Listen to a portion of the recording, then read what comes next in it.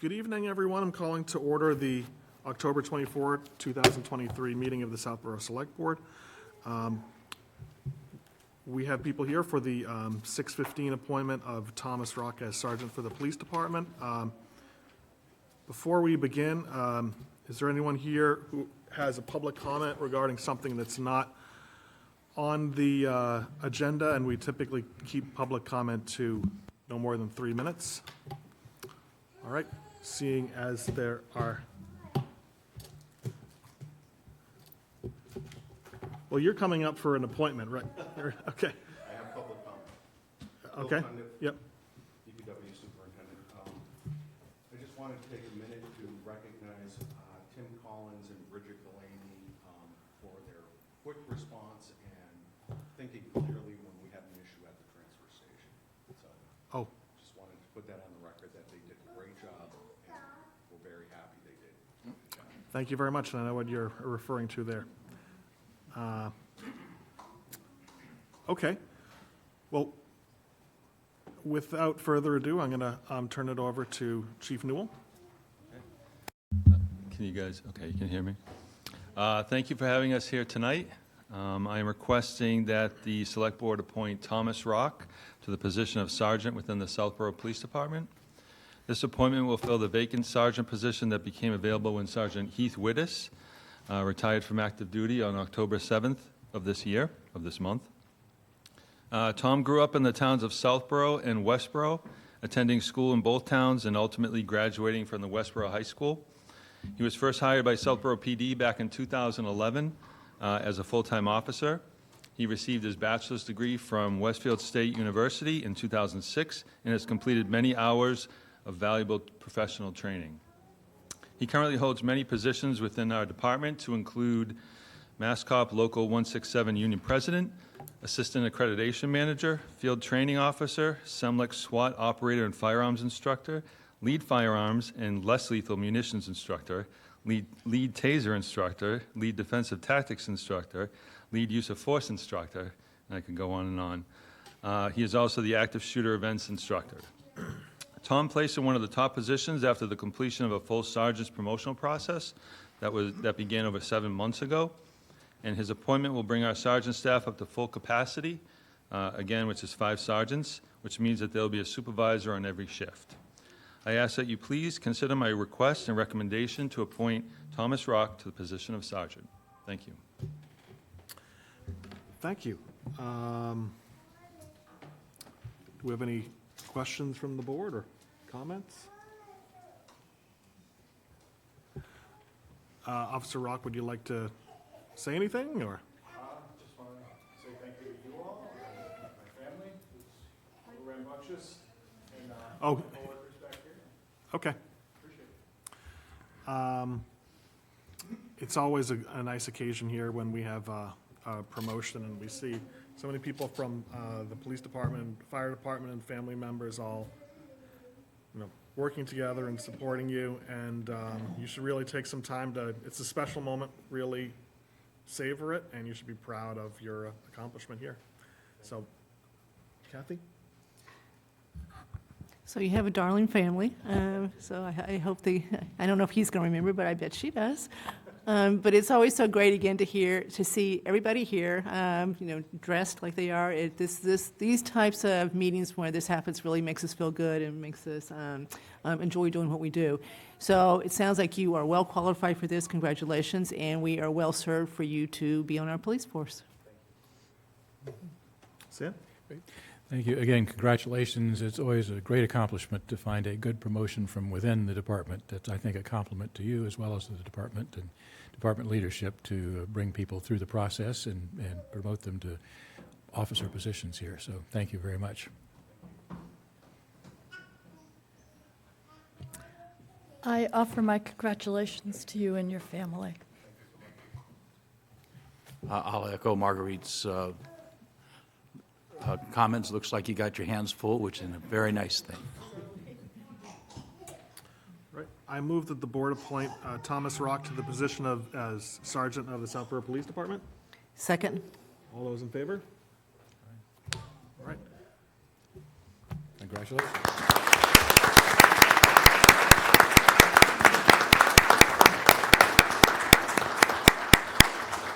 Thank you very much. Thank you all. And we're going to have the town clerk, Jim Hegarty, come up to swear Tom in to his new position.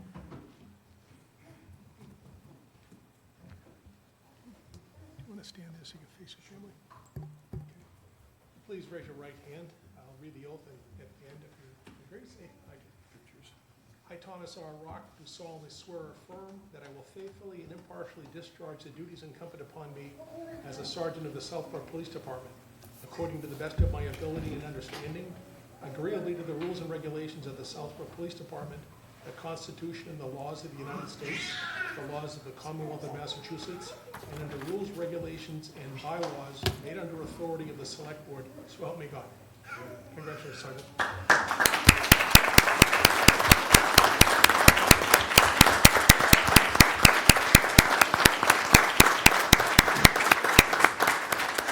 And I'd also like to take this opportunity briefly to thank Sergeant Wittes for his longstanding service to the town.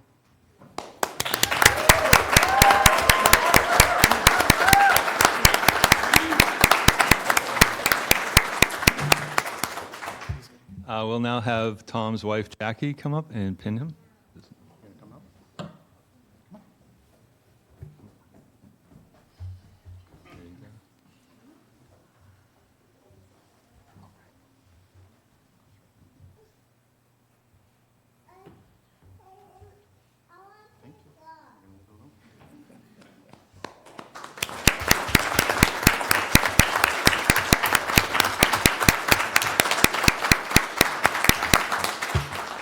Thank you all very much, and thank you all for coming and showing your support. Thank you. Congratulations, Tom. Thank you.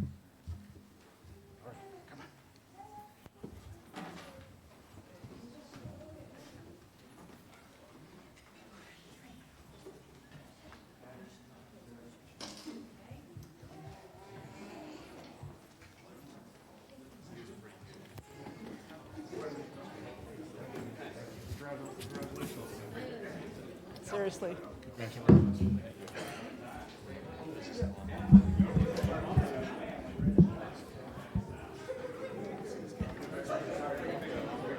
Everyone sign the employee recognition certificates? Need a pen? They made it down to Marguerite and Al.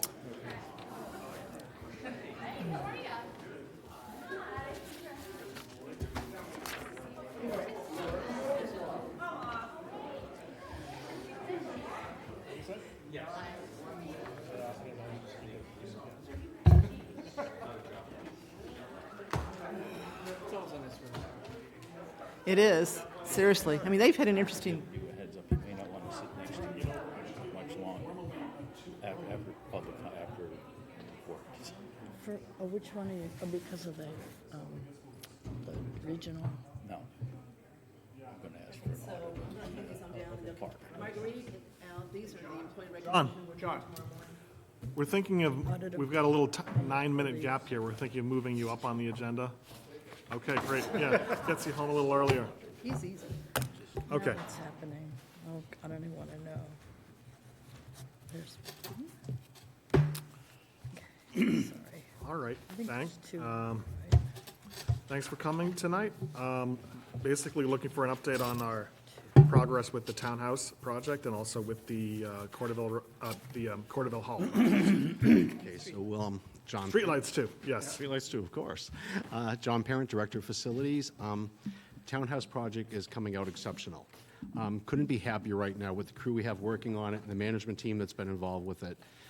Pointing is pretty much done. The acid wash is complete. We are now in the process of reinstalling the restored window sashes with the bronze weather stripping and the new hardware for lifts and locks.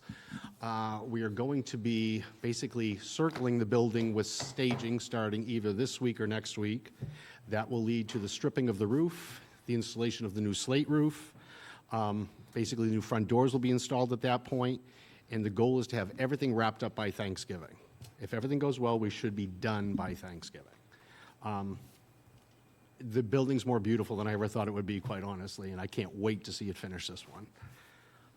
Corderville Hall, that project is going exceptional as well. I could not be more pleased with the juniors and seniors that have been working down there. They're diligent, polite beyond any belief. These students are just amazing kids, honestly. They're doing a great job.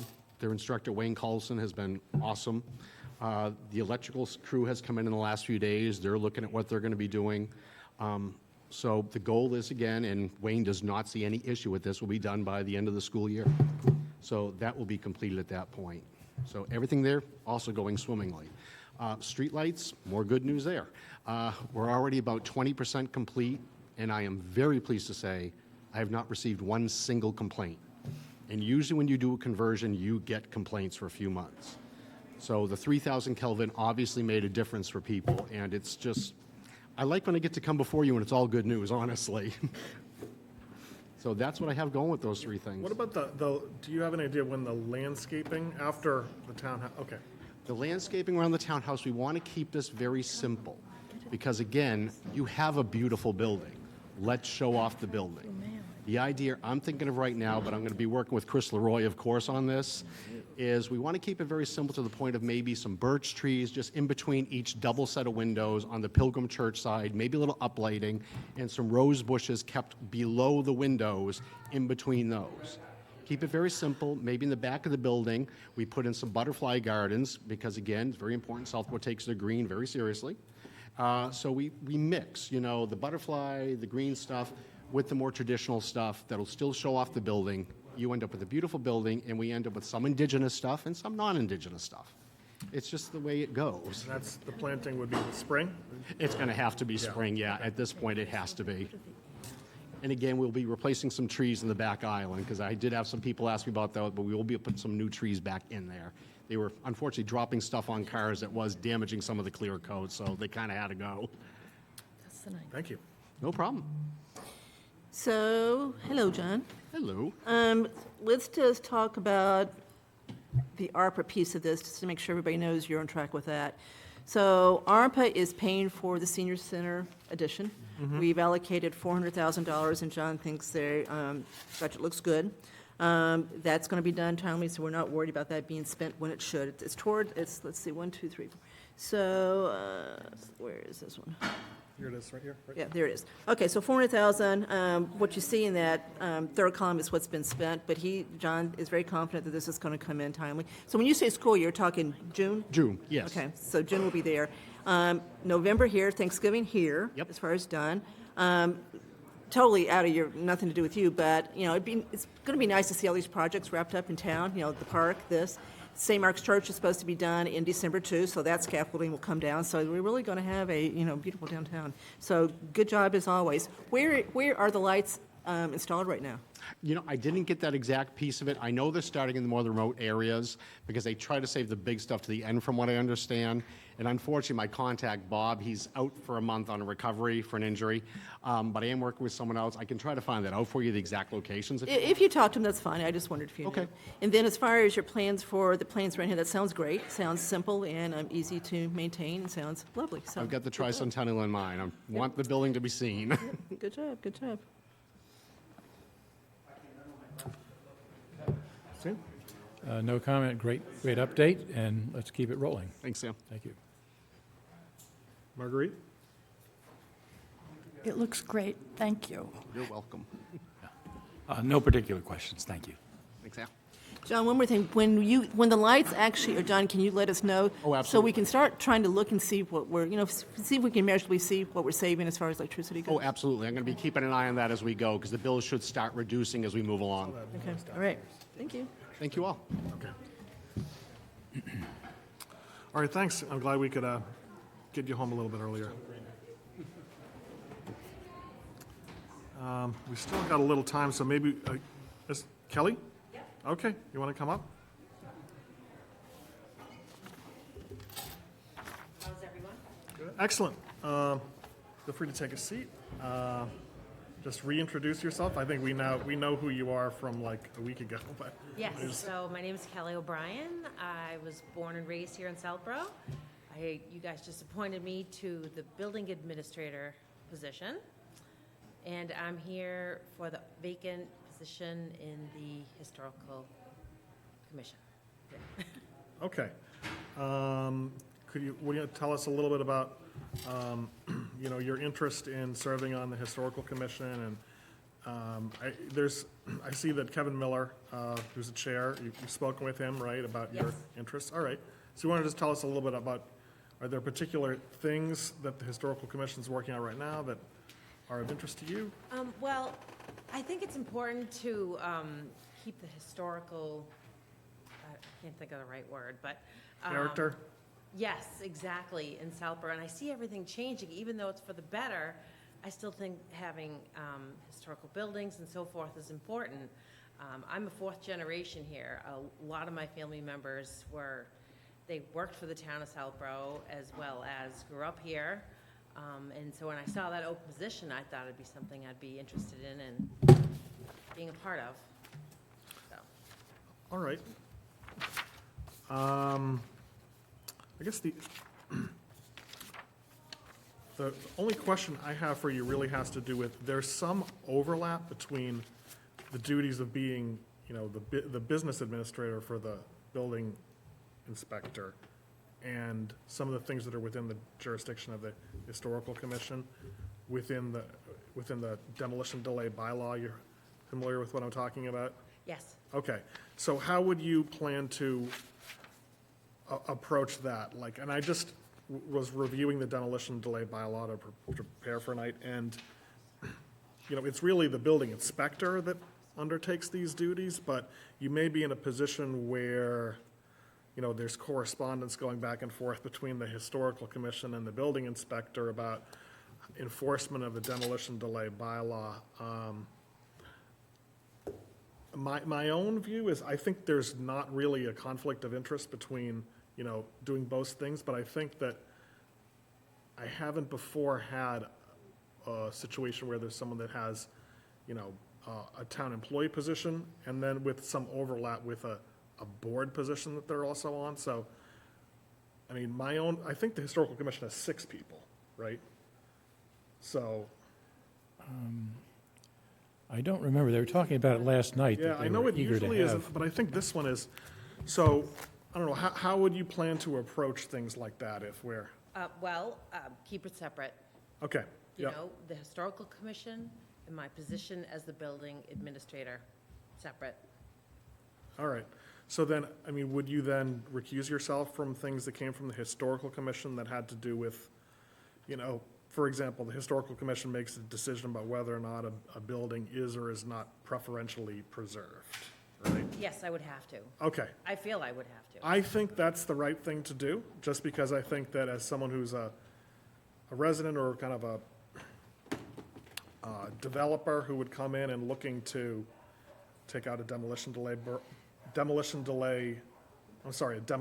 permit, you know, there could be some discomfort in thinking, oh, all right, you know, I'm dealing with someone in official capacity and someone who's also going to be making a policy judgment about whether the building is going to be preferentially preserved or not. So I think you satisfied the concern that I had, and I think that's the absolute right way to approach it. Just to add on to that, in my past, I've worked in the medical field a lot in risk management, where we've had to deal with attorneys and such as yourself and so forth. You only stick to the facts. You know, you got to keep your personal thoughts out of it. I've done that in life and work, so. All right, great. And Andrew, there are 7 members in the commission. There's 1 vacant position, so she would be number 7 in the group. Oh, okay. Yes. I guess I was thinking 6, that's because there's 1 vacancy. Yes. All right, thank you. Okay. Does anyone else have any questions?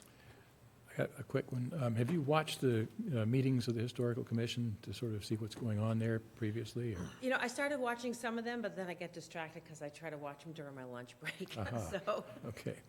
But at least you're somewhat familiar with some of the Yes. issues that they've been dealing with. Good. and I've gone on, there's a website where I can't remember the actual name, where you can look up the historical homes and so forth. Yep. I've done a lot of that. Yep, Macros, yes. I've done a lot of genealogy, so Good. I know how to do that research, and so I've kind of done a little bit of that. Good. Well, I heard the meeting. I think they're very eager to have you join, so good. I support the nomination. Thank you.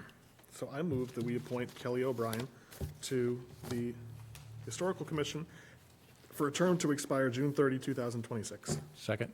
All those in favor?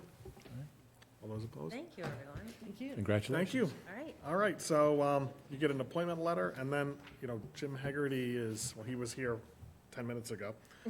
He can swear you in. Okay, perfect. All right, thanks. Thank you all for your time. Thank you. Yes.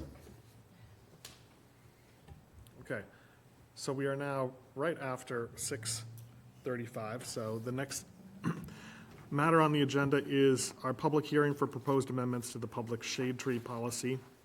And in the packet is the copy of the new proposal. I think that has been reflected a discussion that you had, Sam, with the planning board, and why don't I just let you take it from here? If that's all Okay. right with you. As folks may recall, we've discussed this previously several times, and Al and I were deputized to work with Mimi Luttrell, Lisa Braccio from the planning board to come up with modifications to the policy that this board had adopted back in May. It turns out there were some inconsistencies there and some issues that folks were concerned about. So we've had some discussions and have produced the document that's in the packet. The basic changes are two things. One, to clarify the process where there were some inconsistencies in terms of what people needed to do when they had a concern or wanted a tree removed.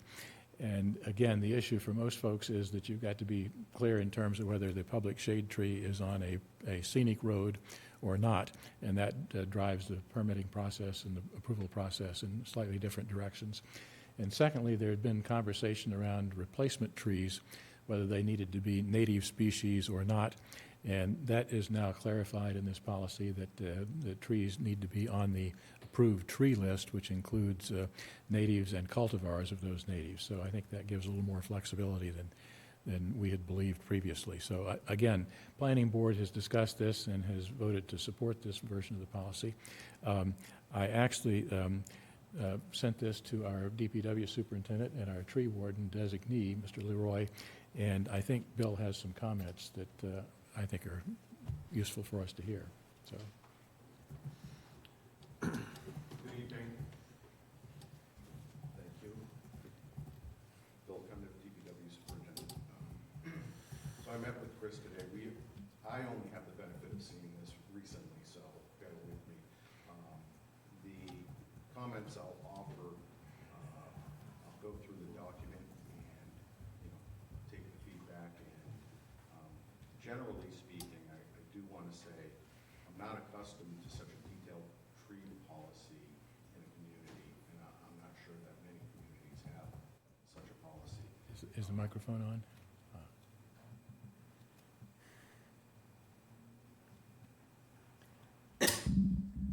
Test. Is this one working? Okay, yep, she's getting the thumbs up now. Sorry. Start over then, please. Okay. Bill Cundiff, DPW Superintendent. So I was saying I haven't had the luxury of reviewing the current policy. Now, that being said, I offer these comments constructively to what's being proposed.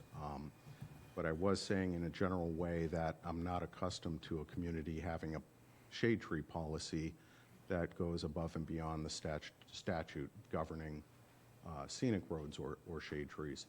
I think it's well-intentioned.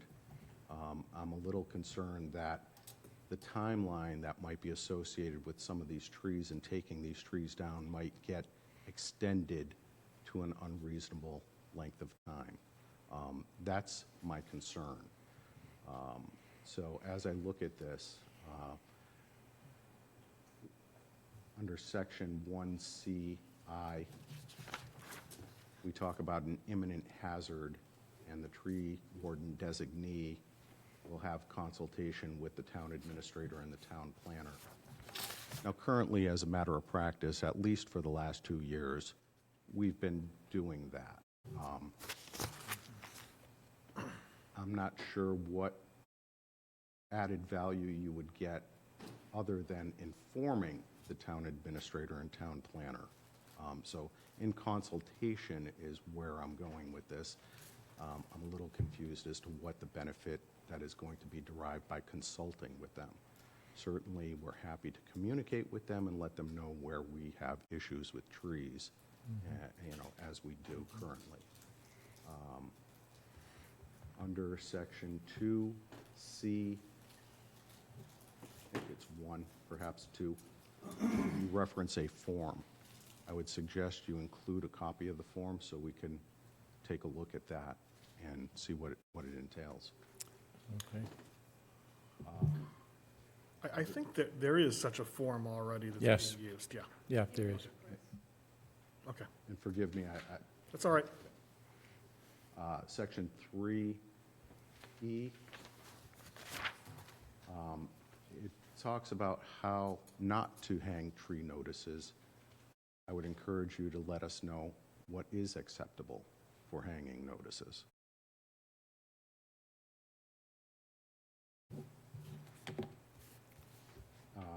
Section 5A, we have a time frame here of October 1st to April 1st to do the tree trimming, cutting, and removal. That's very limiting. Typically, tree cutting and removal would occur in other seasons than those listed there. I would encourage you to extend that to summer months when most of the tree work currently gets done.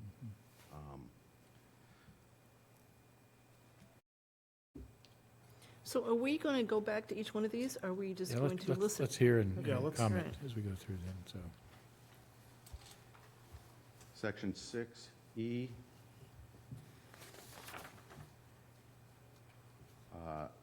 tree replacements shall be in accordance with the town's tree planting plan. I'm unaware that we have a tree planting plan. I'm not sure. Not yet, Okay. but planning Okay. board is working on that. Number 7J. I think that should go to the tree warden and not the tree warden designee. I think that whole section 7, the tree warden designee is referenced throughout, and Could I jump in here? Yeah. At one point, I had the same problem. The tree warden is technically, correct. so the tree warden designee is the actual tree warden, Mr. Leroy, Mr. Leroy. yeah, correct. So I think that a resident, up to your point, and I'm sorry to jump in, a resident not familiar with the fact that the select board is actually the tree warden wouldn't have any idea what the tree warden designee was. They would wonder, well, who is actually the tree warden? It should be Chris, but it's The not. issue should be So- raised with the tree warden, which is the board, unless it's changed as part of, Right. a future amendment, but this should reflect current status. Yeah, so to your point, if the document is for a resident and the resident doesn't know the backstory on the fact that the select board is the tree warden, they will find it difficult to follow the policy. Yeah, and we could certainly, post that clarification with the policy and make people aware of that. Sorry. Nope. And then section 8 talks about a lot of prohibited things. And again, it falls down to the tree warden designee. And, the enforcement aspect or violation notice aspect of this, I think, is where interpretation of the tree warden designee is may not be in line with what the tree warden's opinion is. So I just want to point out that there might be a difference of opinion on things, and the designee should take direction from the tree warden. Okay, is that the list? That's the list. Okay, let's go back through and talk about a few of these points then. I think some of the underlying issue here is that the Select Board is the tree warden based on the 1991 Special Act that created the Department of Public Works. And over the years, it has become clear that, at least certainly this board, is not eager to be the tree warden. And so we are in the process of looking at petitioning the legislature again to update that special act and make it clear that the tree warden resides within the Department of Public Works, and clarify that designee distinction. But we historically have voted to make the designee the point person for most of this activity here. And so that part of the intent here was to clarify that tree warden designee representing the tree warden / select board, has the responsibility for doing these things, given that his experience is far more appropriate for these kinds of things than any of us who don't happen to be an arborist.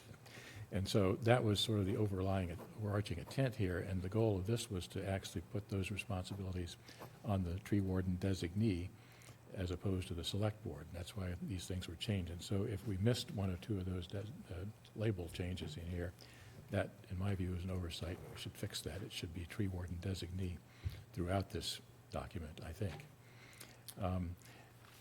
Second, back to, what was your first point there? Which section? So the first point was section 1CI. Okay. Yeah, imminent hazard. And there has been a lot of discussion about that, and I guess, you know, my theory on that has been that the person who has the best skill set for determining that is the tree warden designee in this case. And the effort has been to try to make sure that that person coordinates, particularly with respect to imminent hazards on scenic roads, with the planning board through the town planner. And so, again, I don't know that there's any way to clearly define what is an imminent hazard or not, so that everybody agrees what that is. But The issue becomes, we have staff that's concerned about identifying an imminent hazard, and they shouldn't have to think along those lines. They should see an imminent hazard, identify it, and deal with it. Deal with it, yeah. Expeditiously, and not worry that he's misclassifying something or having to go through a process unduly. Yep. And I agree with that concept. The unfortunate history is that there have been cases where DPW staff have determined that something is an imminent hazard where that was not general agreement outside of DPW on that. And I think some of that prompted the effort to try to clarify this through this policy. I'm not sure there's an easy fix to that. And the effort here was to try to put in a balancing factor in this process and basically see how that works. If it satisfies people, then maybe we come back later and say, yes, we have confidence in the judgment of the tree warden designee, and we don't need that extra protection here. But that's sort of where that came from, and part of the effort to get to the place where the planning board and select board were on the same page with this was that kind of a check and balance in the system. So, And Sam, over the last year, I'm remembering a couple incidents where Chris, you know, there was clearly a problem, either a storm or branch hanging dangerously over a road, and Chris just sent an email with a picture of it, sent it to the whole select board, to Mark, to the planning board, and it was just clear as day, you know, get out there, take care of this, and there was no issue about it. So completely hear the concern that you're expressing, but so far, Well, let me give you the other example. I think the danger, this is not symmetrical, it's asymmetrical. The danger of not taking down a tree when it should be timely is far outweighed by taking down a tree that might, there have been a discussion on whether it should be or not. An example, I'm looking at you, Al, you know why, is in my neighborhood, in February, that horrible weekend, our neighbor, Lou Rom, had already called that tree in to DPW. I called about it and got told, it's got to go through the process, and then we had a disaster. The tree came down, didn't get taken down by the town, got taken down, took down about 10 poles. We were without electricity for that whole weekend, that horrible cold weekend. I literally just finished my project to replace my whole HVAC system last week, got the inspection done. It was horrible, 127 houses without electricity. So On the coldest night of the year. yes. There were sick people. There was a gentleman that had to be moved from his house because he was so sick.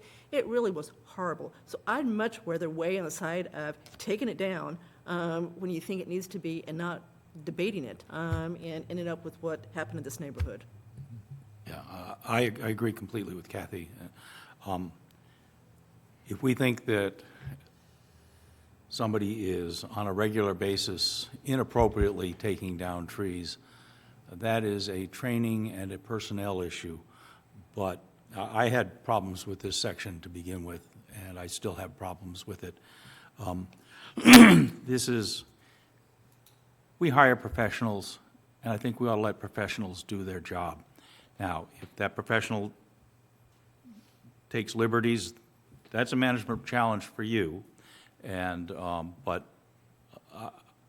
I can't see having to go through an extended approval process or even an extended notification process, and then worrying and having the tree warden designee worrying as to whether he's going to be second-guessed, because we're very good in this community at second-guessing.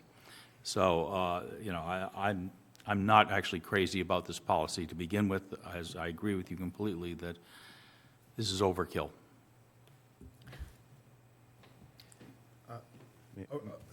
Okay, so just in our, just want to keep, do you have a question about a particular point? Because I think what we were doing is Yes, a list of, I'm agreeing that I think that this emergency clause needs to be reworked and limited. So you would be in favor of notification, basically? Yes, notified, Notification? but act and notify, not notify and wait. Act and notify. Could I just, Kathy, you were in the middle of a list of comments. I just, No, I'm done. okay, I think I would revisit this policy. Historically, it came about because some DPW activities historically had been taking down trees and nobody knew why, and maybe it was a good tree and it wasn't clear. My question in this document is, who is it written for? Because recently we've had activity by a resident in town who took down a tree off a scenic road that was a town tree, and clearly the town had not communicated to the residents that you can't do that, right? So my question is the public tree policy for the DPW or for the public to understand what the nature of these trees is? I think it's good to have oversight on trees because historically there was a problem, but on the other hand, when there's emergency, of course you want to do it. So I think we should take a step back and say, who is this policy for? Who are we educating with it? And what, because we want to protect trees that should not be cut down unnecessarily, but really, if you step back, who is being educated by this policy? And in its current condition, it doesn't seem to be aimed at either the public or the DPW and the planning board and the select board together. so just in fairness, I think that's not really a question that goes to Bill, it goes to us. No, but I mean, I'm just We asking the passed world this in policy. general. No, I mean, I'm not asking Bill, I mean, I My, think, my intent has been clear that this is aimed at the public, Marguerite. The public needs to know what can be done or not in terms of trees along public ways, whether it's scenic road or otherwise, and that's where a lot of problems have occurred. Yes, and what I thought was really the kind of the meat of this was actually section 2, this process, these forms that were keeping track of the backlog of trees about which there were resident requests, and then setting, a procedure so that through joint hearings between the planning board and the select board, we would have a way of, not debating 500 trees in a meeting, but just having a recommendation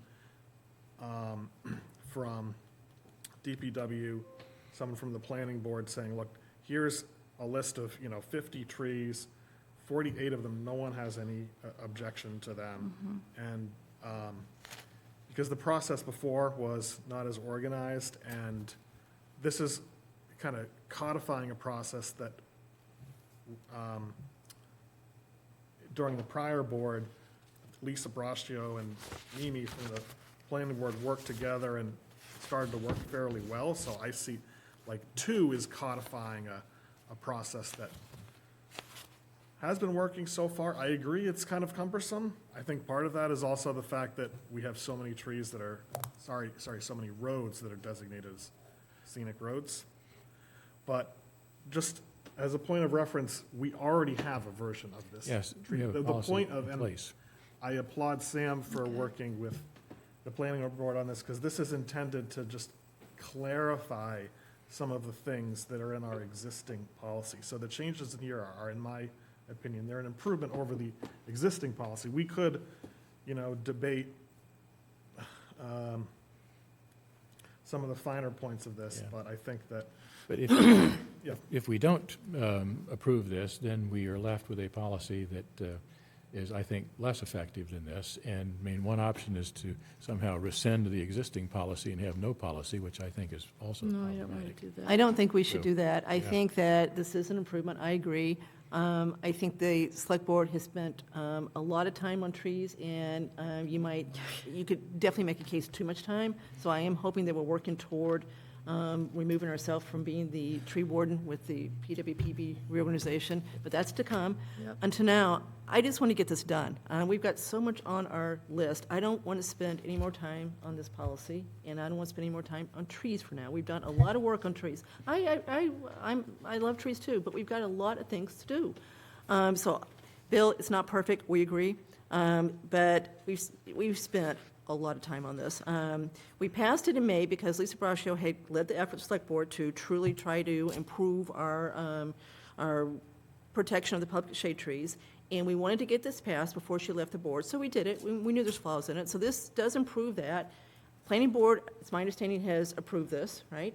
With what we're looking tonight? That's correct, Right? yes. So I'm okay approving this, even though it's clearly flawed, and you're never going to hear Al and I stop talking about what happened in our neighborhood as far as that tree not coming down when it should have. But this is going in the right direction, so let's just be done with it for now, and know that we've got a policy, and we can Yeah, bring it back up, and when we have a real tree warden, which I hope is in the future, they can take this and, suggest more changes, work with you to improve it further. And I'm certainly open to modification of this as it goes along as well, frankly. But, again, I'm far less comfortable having the existing policy in place without modification. Understood. Versus a at least marginally improved policy, even with some flaws. Yep. I think this is much clearer than the other one, and I think it shows a lot of good work, and I will support it. And I also hope that when we're no longer the tree warden, life will be a lot easier for the DPW. So I hold that out as future hope. Well, practically speaking, I think life is already easier for the DPW with this policy in place, in the sense that tree warden designee actually is now the point person for a lot of things that have been on our plate. And it's done a great job, too, trying to comply Yes. with this, and, Yeah, Chris, Everybody every does. time that some of us have gone around for inspections, we've been impressed with Chris's ability Takes to it very figure out. seriously. Yeah, to figure out what Does a should good be job. done, and I've seen him make great efforts to save trees as opposed to cutting trees down, so I think that's an improvement over days of yore as well, frankly, so I applaud the effort he's put on this. okay. Anything And else? I agree that I would like to get this, and I think we are going to get this wrapped up tonight. There is one tweak I would like to make, if that's all right. Just it's wording that's so vague, it bothers me. Okay. But, I mean, maybe we should, do you have other comments on any other sections? No, I just want to underline the date range too. I think, if you could broaden that would be helpful. That one actually came strongly from the planning board in terms of nesting season for birds and so forth in trees, to not get in the way of that cycle. So, Ms. Luttrell is here. I'd be interested in any thoughts she has in terms of broadening that, because that was, again, strong input from the planning board. So we need to come to a microphone, Come up to the please? mic, Yeah.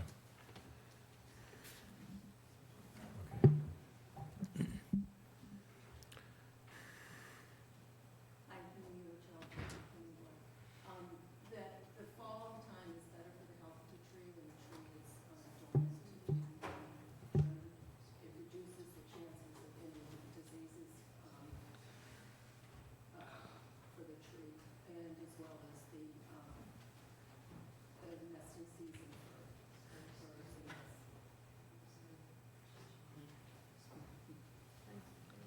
Do I need to say that again? Please, yes.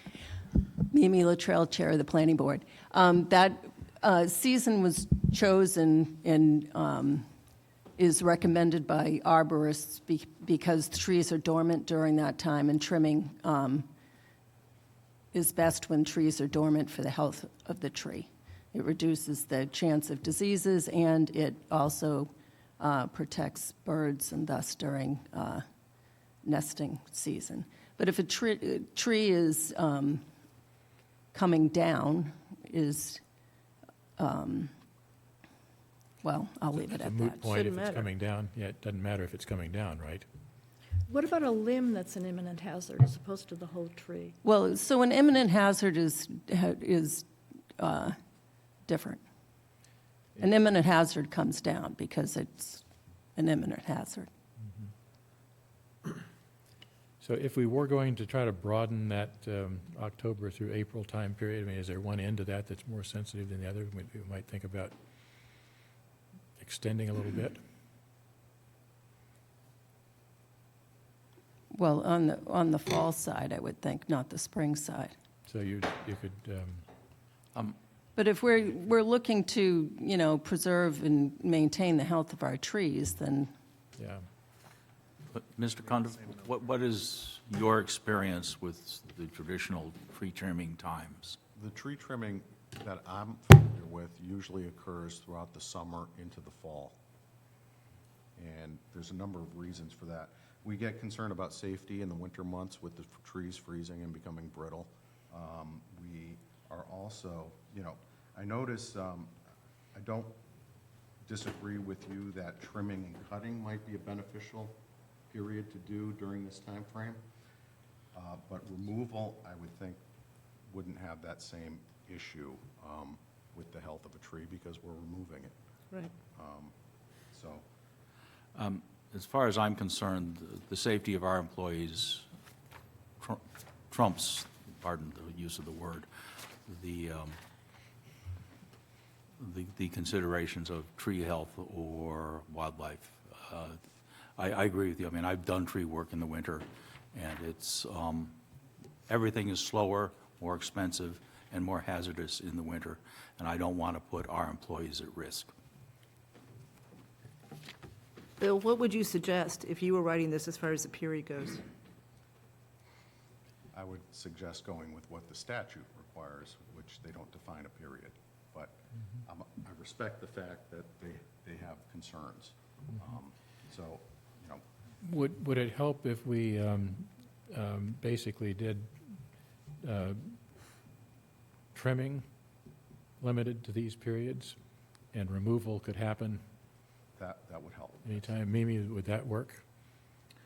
So If I it's being think there's removed? two comments here that, Al, you're alerting to that we could do, which is one on 1C, little I, where it currently says in consultation with the town administrator and the town planner, we could say with notification to the town administrator and the town planner. And then on 5A, to capture what you were saying, Sam, are you suggesting that you say unless a tree to be trimmed poses a imminent hazard, all such tree trimming shall occur in late fall through winter? That's what I was questioning, yeah. And so if it's going to be removed, doing it in Doesn't the other matter. months, the health of the tree is not an issue at that point, if it's basically meets the qualifications for removal, which typically would be a dead tree. Still habitat. As a matter, still habitat there, but provide more flexibility. I mean, habitat I think of, trees with leaves as being more flexible or supportive of habitat versus a dead tree. I mean, you got insects and whatever, I guess, in those trees. But if it's coming down next season anyway, another year, in my view, not as critical maybe. But, so, I mean, any thoughts on I changing like the idea of the trimming? notification instead of Yeah. consultation, and I like the idea of carving out the cutting and letting. Removal, yeah. And there's one last thing which I was going to suggest, which is on 6B. The removal, So, sorry. yeah, the first line of this has always bothered me, the part that says, public shade trees so removed that either do not serve a public purpose or removed without complying with the public hearing process. I've never really understood, I don't think the grammar's good, and, yeah, public purpose is extremely vague.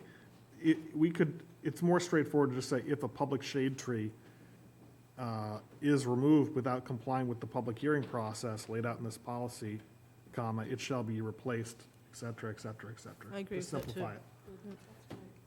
Ms. Well- Luttrell?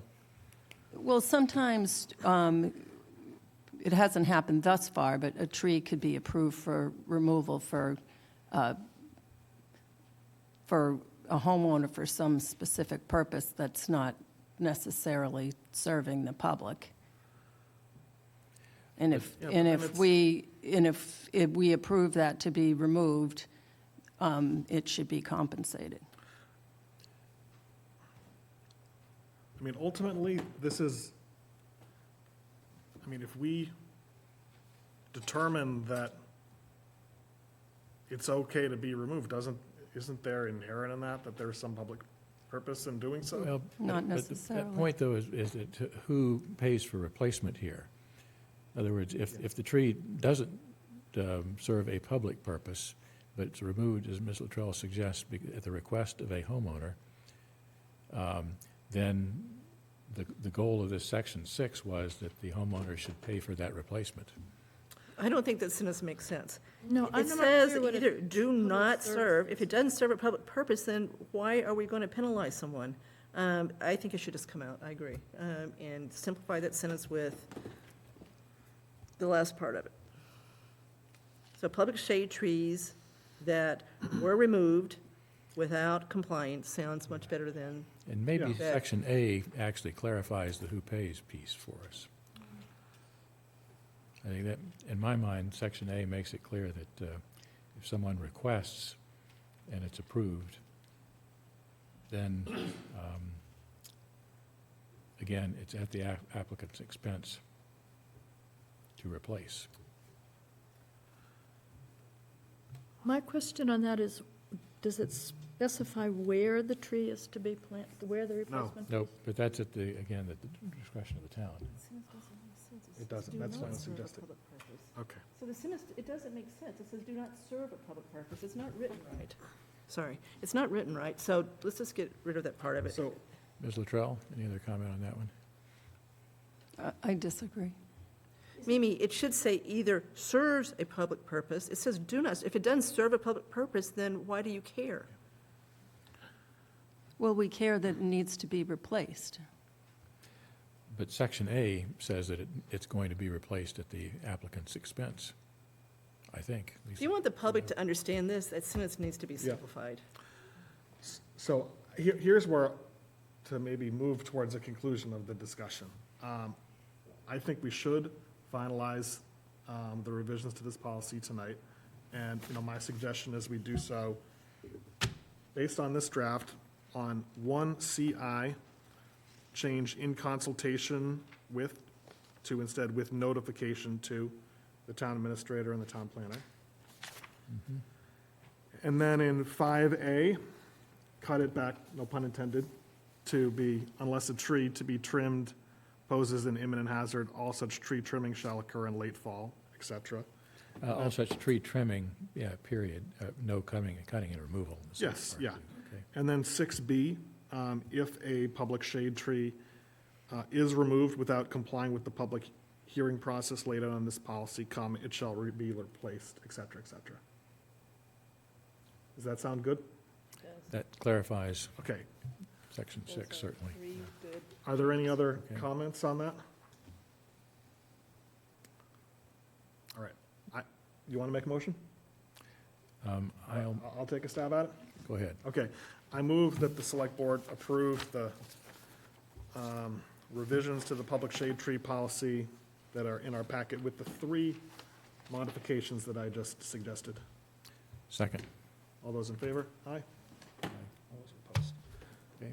So then, Sam, would you be willing to take care of Yes. implementing I'll- those? I'll make and the then- changes Yes. and circulate. Sorry, I want to record it, I voted no. I'm not going to support a policy that endangers our employees. Okay, so the vote was 4-1. 4-1, okay.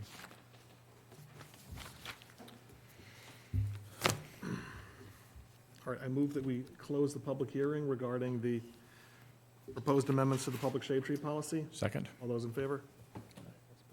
All right. Bill, I think you're coming up next. Good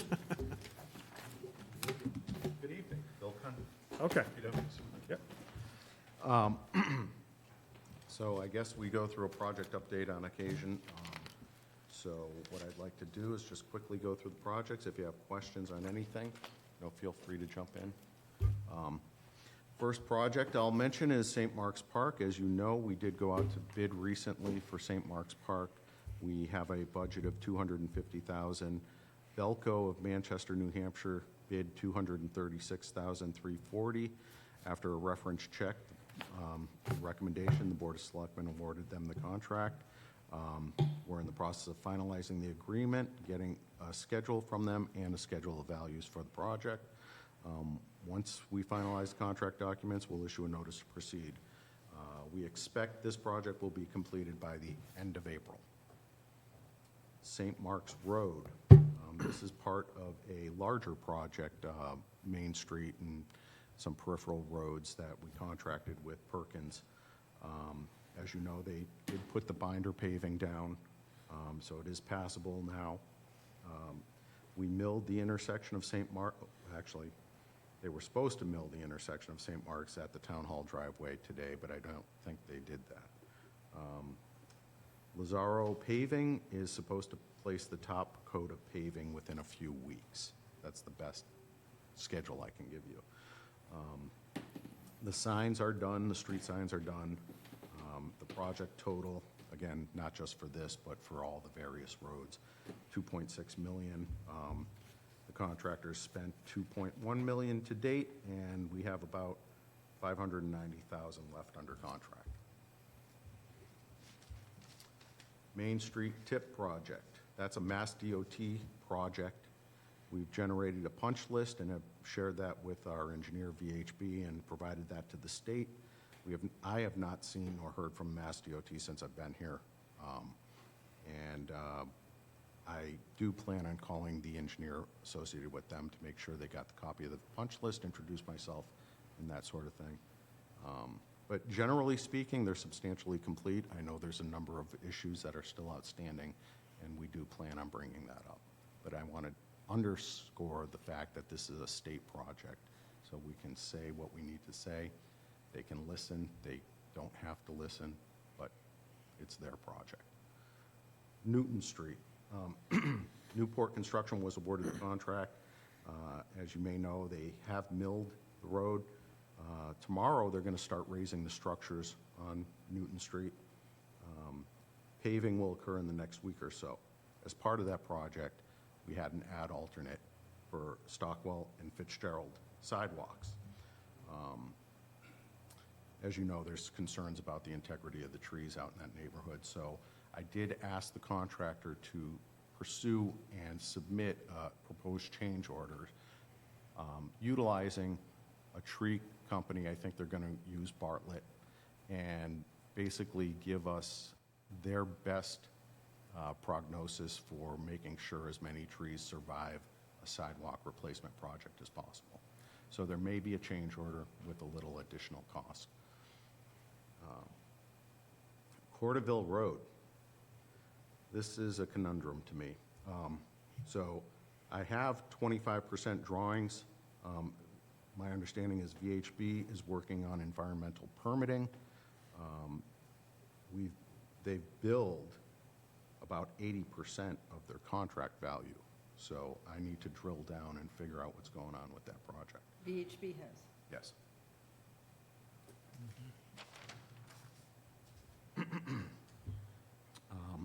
I've been asked to talk about the next normal paving, which are our routine maintenance paving project, and I'm reluctant to kind of identify a project at this point.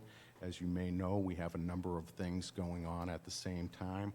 We have a draft pavement management plan that's being worked on. It's being finalized. Right, it's about 70% complete. I do have some input to beta for that plan.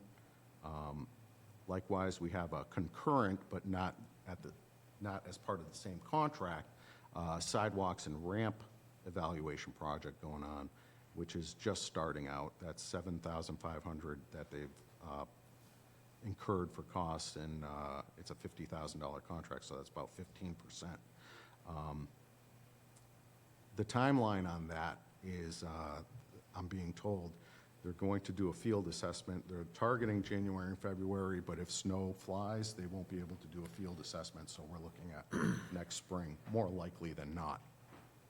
I will push them to try to get a little more aggressive on the schedule. Something that hasn't been discussed much, but I need to raise because we have a number of issues with existing drain pipes and culvert pipes. It seems in a number of locations we're getting the corrugated metal pipes failing around town in various locations. And I'm not sure what kind of evaluation or forethought was done as we move forward with our paving projects. We want to make sure as we proceed with paving projects that we look at the utilities before we do a paving project so that we can basically include the whole scope of work so we're not cutting into the road to repair problems. That being said, so back to the normal paving project, I think we need to take all of that information and compile it and put it into one document so that we can proceed in a logical way on recommendations, knowing the full scope and cost of the next paving project. Generally speaking, my experience has been we would do underground utilities on year one. We'd also do design on year one. Year two, we would do the physical constructions. That would, actually, we would do drainage, then the paving. We'd let the trenches settle for a year before we actually do the paving. As I mentioned, culvert issues. We've got a major issue on Willow Street. If you haven't driven it, I would encourage you to. We have 3 steel plates over the road because it's collapsing over these 2, and they're relatively small culverts, 36-inch and a 30-inch culvert. We have a gas line crossing, and we have a sewer line crossing at that location, which makes it more complicated. These culverts are very deep. The engineering proposal for the design and permitting to get these culverts, this culvert fixed, is $192,000. Likewise, Northborough Road, we have a culvert that has an issue that we have at, my understanding is this sinkhole's been going on for a while, so we've just been filling. So a different one than the one which was just, Correct. okay. This is after you go over the railroad tracks. You take the left, and then it's maybe 300 feet, okay, on the left. We have a barrel there, so you can actually go see that, too. Over closer to Marlborough there. Okay, Right. yeah. So Northborough Road, this again is a deep culvert. It's got several streams that are merging into one location, and we have an ongoing sinkhole that, you know, needs to get dealt with at some point. The engineering proposal for that one is $115,000. John Street, when I first started here, we had a sinkhole in John Street. Now, this is a very steep hill, and we basically had to dig up the sinkhole to see what was going on, and it was a failing culvert pipe. The entire bottom of the pipe is rotted out. It's a corrugated metal pipe. It's rotted. We do need to replace that pipe. My estimate is about $100,000 for the physical work to do that. That's something we can, I don't think we have the capabilities in-house to do it, so we'll have to bid it out, but, you know, certainly we could design it and put it out to bid in-house. So 192 and 115 are design, Design, Right. and then the 100 is to fix it, correct, for the third one. correct. We did submit a grant application for accelerating climate resilience. It was only $85,000 to pay for a portion of the Willow Street Northborough Road. We should hear from that soon. Chapter 90 funds, we have approximately 1.7 million accessible warrant article for roads projects. We have about 913,000 minus the Lazaro work, which is about another 442,000 plus extras. We have been notified by the DEP about paperwork issue with the landfill on Parkerville Road. It seems they can't locate a copy of what's called a certified CQA, Certified Qualifications Analysis, and basically that's all the analytical testing that should have occurred during the capping of the landfill years ago, 30 years ago. And apparently, we had a surprise inspection the other day. The engineer that came from the DEP met with me and said, hey, we don't have record of the CQA documents, and as a result, we don't have a record of the DEP certification of the closure of the landfill. So we are in the process of going through the Board of Health's files, our files, and I guess Rec Department might have some files also. This is the landfill in front of Neary? Yeah. Yes, That, in fact, REC has a project they're working on there. that's so right. Need to make sure that all the paperwork is squared away with that. They don't have it yet. Oh, they're working on a project there, yeah. Yeah. it's got to be approved by CPC. Right, yeah, yep, but it's still in the pipeline. I mean, what happens if one can't find that paperwork? We will have to get our consultants to work with the DEP to basically make an argument to them that, you know, for years we've operated under this mode, knowing that it's been capped. So basically make an argument along those lines. Have we done testing There's a prima facie evidence during that this it's been time? capped. Yeah, We've got testing that has shown that there's not a problem, or, we do. Okay, Years of so- testing yeah. that would support that. okay.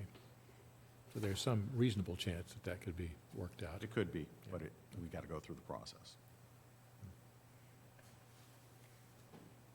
I'm sorry, are you finished? Yep. Okay, first off, thank you, that was an excellent report. I'm feeling much better about the way the DPW is being managed. In addition to the $236,340 for the work on the St. Mark's Park, are there other expenditures related to that in terms of design or other expenditures that can be associated with that park in particular? The only other one that I'm aware of is proposed contract amendment from the designer VHB. I want to say it was for 19,000, Mark, do you recall? 17,000, 19,000, something like that. And, you know, I've been going back and forth with them because, you know, I'm drilling down. I'm not quite satisfied with what the fee is versus the scope that they've given, so Okay. I'm working with them on it. And I believe there are other expenses that have been incurred One. since, So stay on this for a second, because this is important. We can't go over 250 I understand. between VHB and between Belco, right? Understand. We're going to talk about the appraisal in a second. The last time, Mark, we talked about VHB, Greg Russell had said he had some money that hadn't been used for the previous contract. So it was very fuzzy what he was going to charge for doing the work he's done recently, which is doing the first bid and then doing the second bid. So I'd push back real hard because we've got to keep those two in 250, and he's just got to understand that. Then the other thing that we have at least temporarily put into that article is the cost of the appraisals that were required for the actual land swap, which was a different article at town meeting. We had two different articles. One was for the park, 250, and one was to approve the land swap. Mark put it there just temporarily till we saw how this turned out. So that, I believe, is probably legitimately movable. And I think we may have to do ARPA money tonight, but that probably is going to have to come out to if Greg's fee is going to be anywhere near 19, that appraisal is going to have to come out of there. How much was the appraisal? I don't know, Mark, what was it? I'd have to look it A up. few thousand. Few thousand. 7, 8, 9, something like that. But I'm not done negotiating with Okay. VHB. I'm disappointed, and I'll discuss that in more detail in a minute. What are you disappointed with, Al? I stood on the floor of town meeting and said 250. That's right, and we're trying, I tonight, stood up- we're saying we're not going over 250, so I don't know what you're disappointed in. He's going to go back to Greg, and we're going to get this under 250. That included the appraisal. I'm No, it sorry. didn't. I stood on the floor. I put my reputation on the line. No, it didn't. We didn't even know we were going to have to do an appraisal until later, and when we checked and realized that we have to appraisal, we had no idea we had to do an appraisal, so that's not true. Remember with Belco, we've got a add-on with the wall, so we may have to cut back on some of the add-on to get this under 250, but we are going to come in under 250 because that's exactly what we told town meeting, and I disagree that the appraisal was part of that. It absolutely wasn't even discussed. We didn't even know we had to do an appraisal, and that appraisal involved the land swap, not building the park. And we're not going to get to a further back and forth on this. We're just on the, there's another item I wanted to mention about this that's also on the agenda, which is the town center old burial ground. So right now, the condition of the town common, right, you see some of the railings which are falling apart, and some of the iron has kind of warped. And in the old burial ground, there's some kind of historical enclosures which have fallen apart. And when the select board met last summer, one of our goals for this year was to have a project which kind of follows up on the St. Mark's Park project, that cleans all that up, makes it look nicer, and makes the center of town in good condition for the tricentennial coming up in 2027. I was thinking that as kind of the next step, we could have a representative of the select board and the historical commission to maybe work with you on kind of a scope of a project that would come back to the select board for, just a sense of how you think we would go about pricing, what would be some kind of ballpark, numbers you would anticipate, and then we can make an informed decision about whether it's something that's worth pursuing or not. Sure. All right, okay, Happy to help. Could I add a comment to that? absolutely. As folks know, I'm a member of the Board of Commissioners of Trust Funds. One of those trust funds is actually for cemetery maintenance. And I certainly can't speak for the board, but it's been my proposal to the board that we think about using some of that money for taking care of some of the issues, not only with the rural cemetery, but old burial ground. And we're actually working with town council to confirm that we can use that money for those purposes. And if it turns out that we can, I think that gives us some financial flexibility to do some things that a number of people have expressed concern about, including headstones and tree issues in the old burial ground particularly. And the rural cemetery, I think, has some stone wall problem and some other things that I think most people feel could use some upkeeping. So again, I think that's in process, and we need sufficient votes from the Board of Commissioners of Trust Funds, but I will continue to propose that and let folks know as that develops. So I think that, But as a next Very helpful. step, you think the Yeah. idea of we have someone from the historical commission, Yes, someone from the yes. select board, work with Bill to, yep, absolutely. okay. And again, the budget is a key factor in there, and if we actually can find some funding outside of the normal town budget process, I think that would allow us to do some useful things there. So I will continue to push that. And do we have any maybe volunteers to be from the select board representative to, I would volunteer unless somebody else really wants to do it. Marguerite, you'd be Marguerite, interested? you want to do it? Go for it, go for it. yeah, Okay, yeah. sure. I've got plenty, so You do. go for it. I'm glad to volunteer. Thank you. Yay, Thank you. perfect. All right, so that basically accomplished what I was looking to do under Roman numeral 6B. So I'm going to check that off. Can we go back to Bill's list? Of course. And Bill, if you're not ready to talk about this one, because I dropped this one on you at the last minute, because I'd forgotten about it, but I do want to go back to the park and reiterate that we do not want to spend one penny more than $250,000 on the cost of building the park, including the design fees. That was definitely part of it, the design was it, okay? CSX crossings. So that was part of our downtown road project, but we couldn't get it done when we did our part of the Town Road project, because CSX controls the timing. So the last time Ms. Galligan checked with them, they, it still hadn't percolated up on their list yet. It sounds like it's quite a bureaucracy to have to talk to. So it wasn't clear when they were going to be ready. We've got to pay for it. So, the clock's ticking, inflation is ticking. Last time she had an estimate for it that she presented to Select Board was between $500,000 and $600,000 to do. I saw 600, yeah. Yeah, so it'd be nice to figure out what's going on there so that they don't pop in and do it and, send us a bill for $1 million.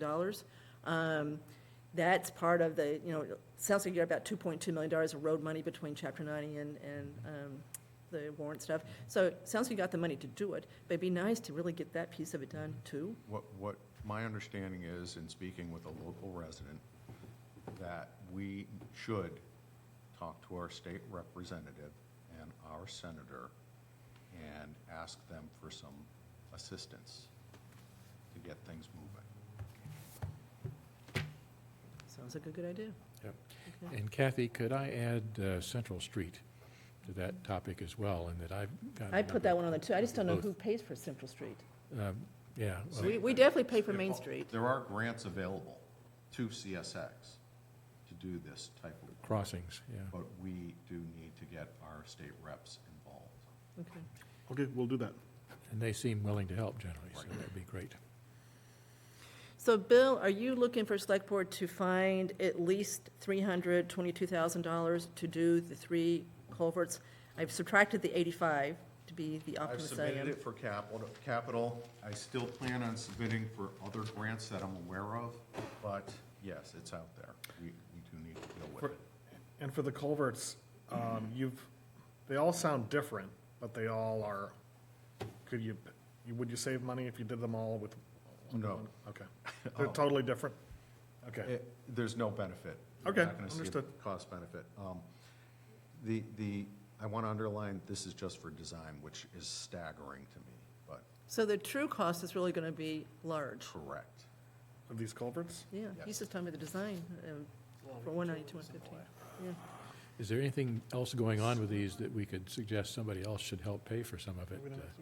Nobody else did anything wrong to create the problem necessarily. like- Beavers did one. Okay.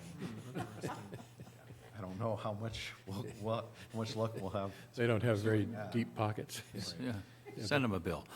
But the sewer line, for example, over on Willow Street wasn't installed incorrectly or whatever, so you can't go back to somebody.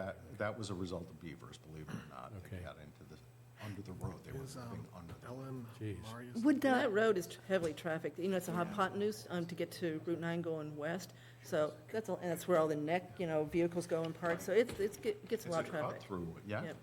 what's the, if it's replaced, is it better materials than was used previously? Or how long will the replacement last before Yes, that the- too collapses? We would have to comply with culvert design standards, which are very rigorous, and that's part of why you're seeing such a high engineering fee. Because they previously were not. Correct. How old are these culverts mostly? Just a Plan I question. saw for Willow Street, the plan was dated 1965. I couldn't tell you on Northborough Road. Thank you, that's good to know. And a related question is, sounds like these corrugated iron pipes are starting to fail. I mean, what do we replace them with? And is there anything that we can do to get ahead of that other than to keep paying money and digging? Ideally, I like to use reinforced concrete, but there's a cost with that, so more likely than not, we'll be going with high-density polyethylene plastic, basically. Okay. But we don't really have any good way, I assume, of assessing sort of what's under the ground there now, and We don't it's have a likely to fail. camera. Yeah. It would be great if we could camera inspect the lines. And, that's something that I brought up with our insurance company because I know Maya will contribute some of the cost towards a camera. So, I'll keep investigating that, though. Okay, that could be interesting. So maybe some grants there, yeah, too. So, okay.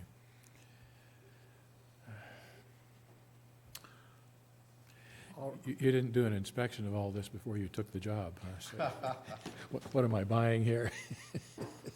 Willow Street something. Yeah. I agree. All right, well, if there's nothing further, thank you. Thank you. Okay, thank you very much. So the next matter on the agenda is consideration of appointing Ellen Maria to the Community Preservation Committee. I think She was in the audience, yes. Okay.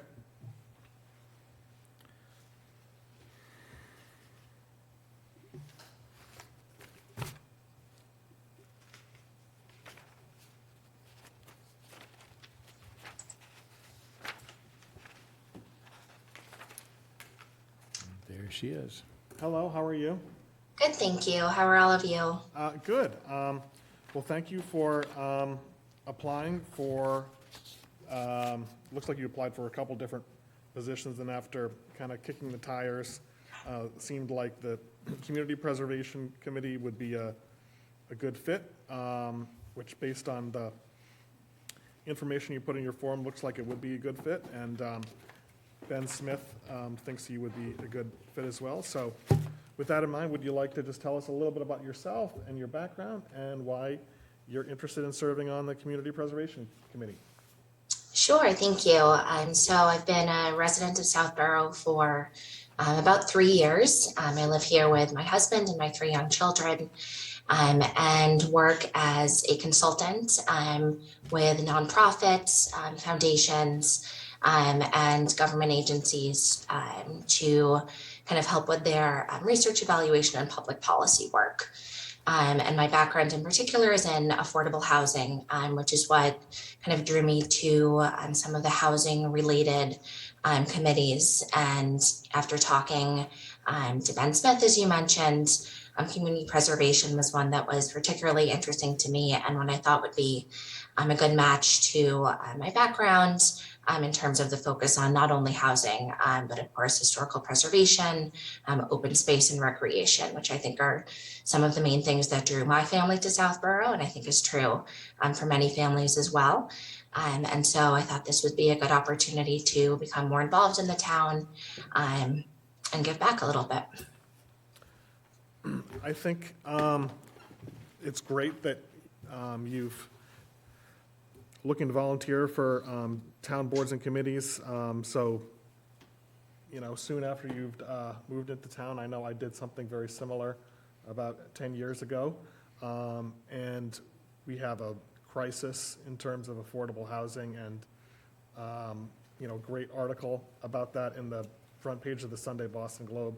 Really? Yeah, the Boston's, they had a spotlight team about, they focused on Milton and the extraordinary housing price increases and driving people who lived in the town for many generations out of the town. So I think it's excellent to have someone that has an interest in affordable housing serving on the CPC. And, you know, one of the goals of the select board for this year is we want to try to use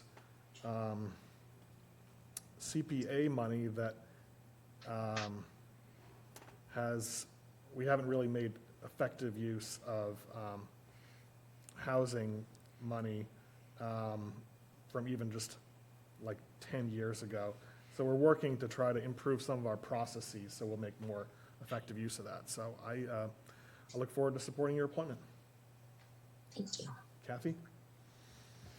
So I just want to say hello and reiterate that this select board is very serious about trying to do something about the affordable housing stock in this town. And it sounds like you've got a great, great background. So this is really exciting as far as what you've done, what you can bring to this discussion. So we're very glad to have you apply for this. Thank you. Thank you. Again, thank you for applying. Have you had a chance to watch any of the CPC meetings so you got a feel for what's going on with them? Yes, I've watched a few of the meetings, and then I'm trying at least read the minutes afterwards to just, like you said, kind of stay on top of which issues are coming before the committee, the work that's being done. Great, great. Well, this is actually one of the committees that I've always viewed as one of the best jobs in town, in the sense that these folks actually give away a lot of money each year, and they've gone through the town meeting process. So, in fact, very unusual that you have resources here that you can approve projects for in a fairly flexible way. So I think that's a great place to be, and I certainly am glad to support your appointment here. Thank you. Thank you. Marguerite? Thank you for volunteering. I'm looking at you on Sam's laptop, so I am making eye contact. We are at the town's at a very interesting point, maybe for the last 4 or 5 years, in terms of housing stock and a lot of other things. So thank you for volunteering. Thank you. Yeah. As chair of the Affordable Housing Trust Fund, I want to thank you as well. I think we may have other ways that we can avail ourselves of your services, and I look forward to working with you. Thank you.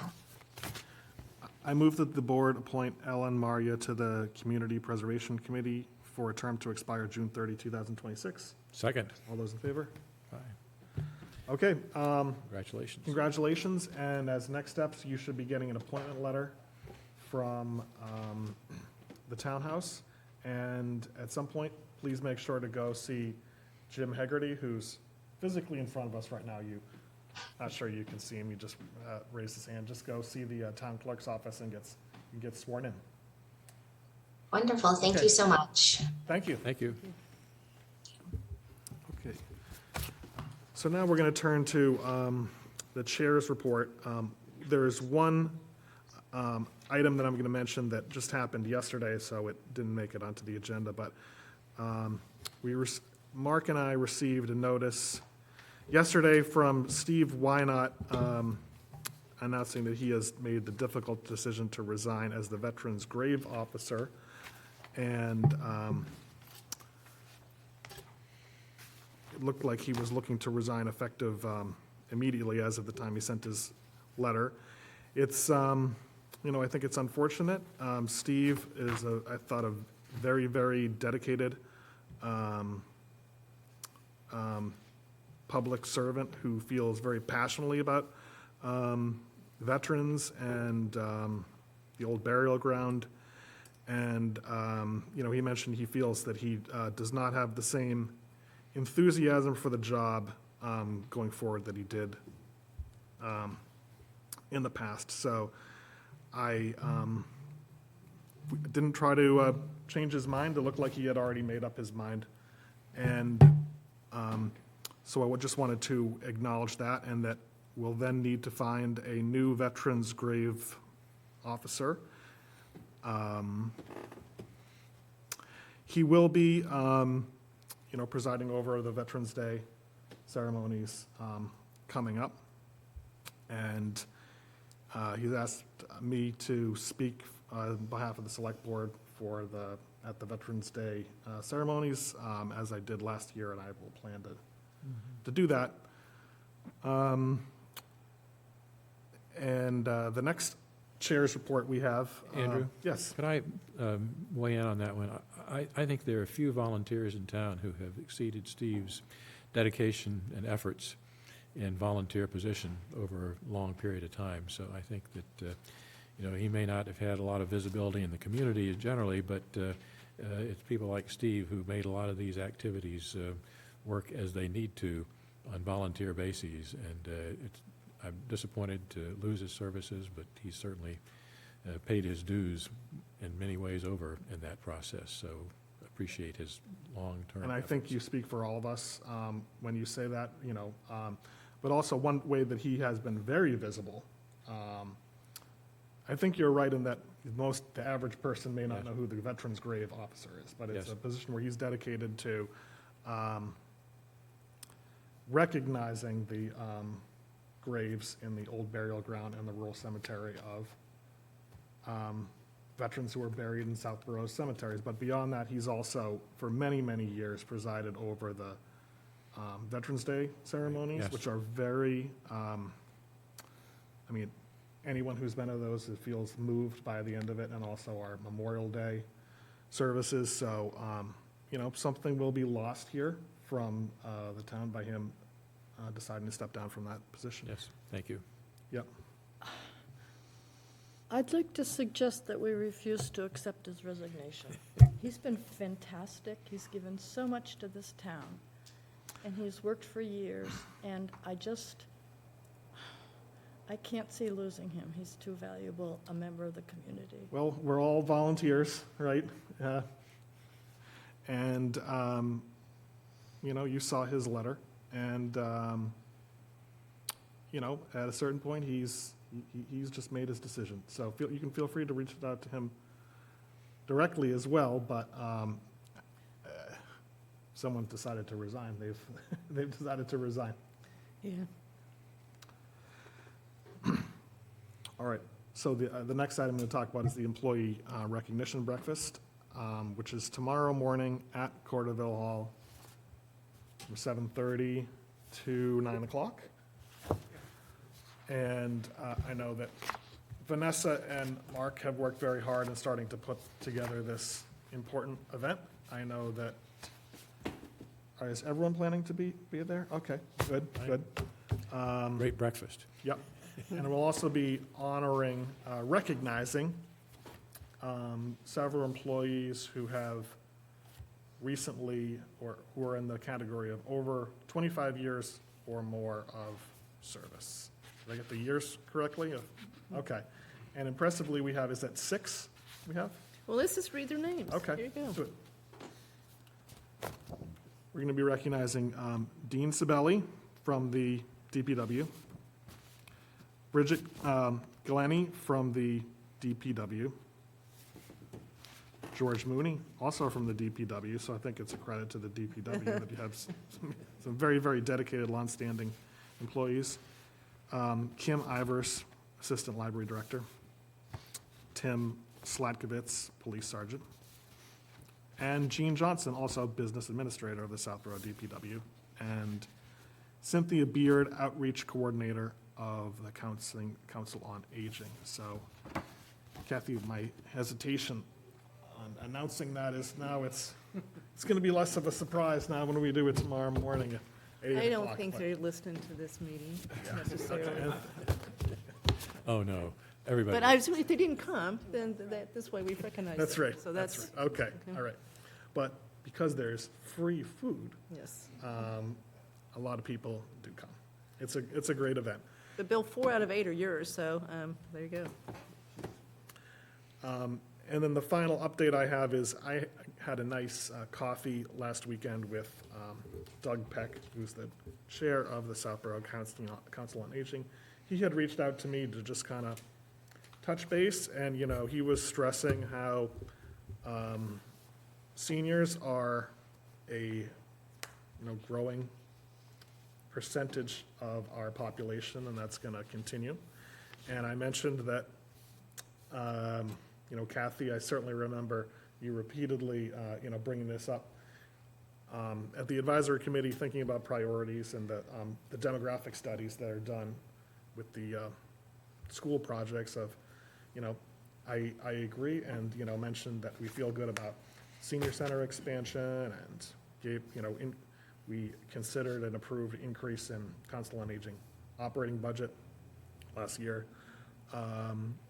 He also, Doug mentioned that historically there was a program on Southborough Access Media where either, Doug is going to be doing this going forward, I think, but to invite some board members to come and have kind of an interview show on Southborough Access Media. So I think he's trying to revive that. And another thing that we're going to do is Vanessa is going to come to the employee recognition breakfast tomorrow with a bunch of copies of the newsletter and thinking about ways we can publicize the town administrator newsletter better. We want to get it, bring copies to the senior center, and Vanessa also made a good point about we should also be distributing at the library and Colonial Gardens.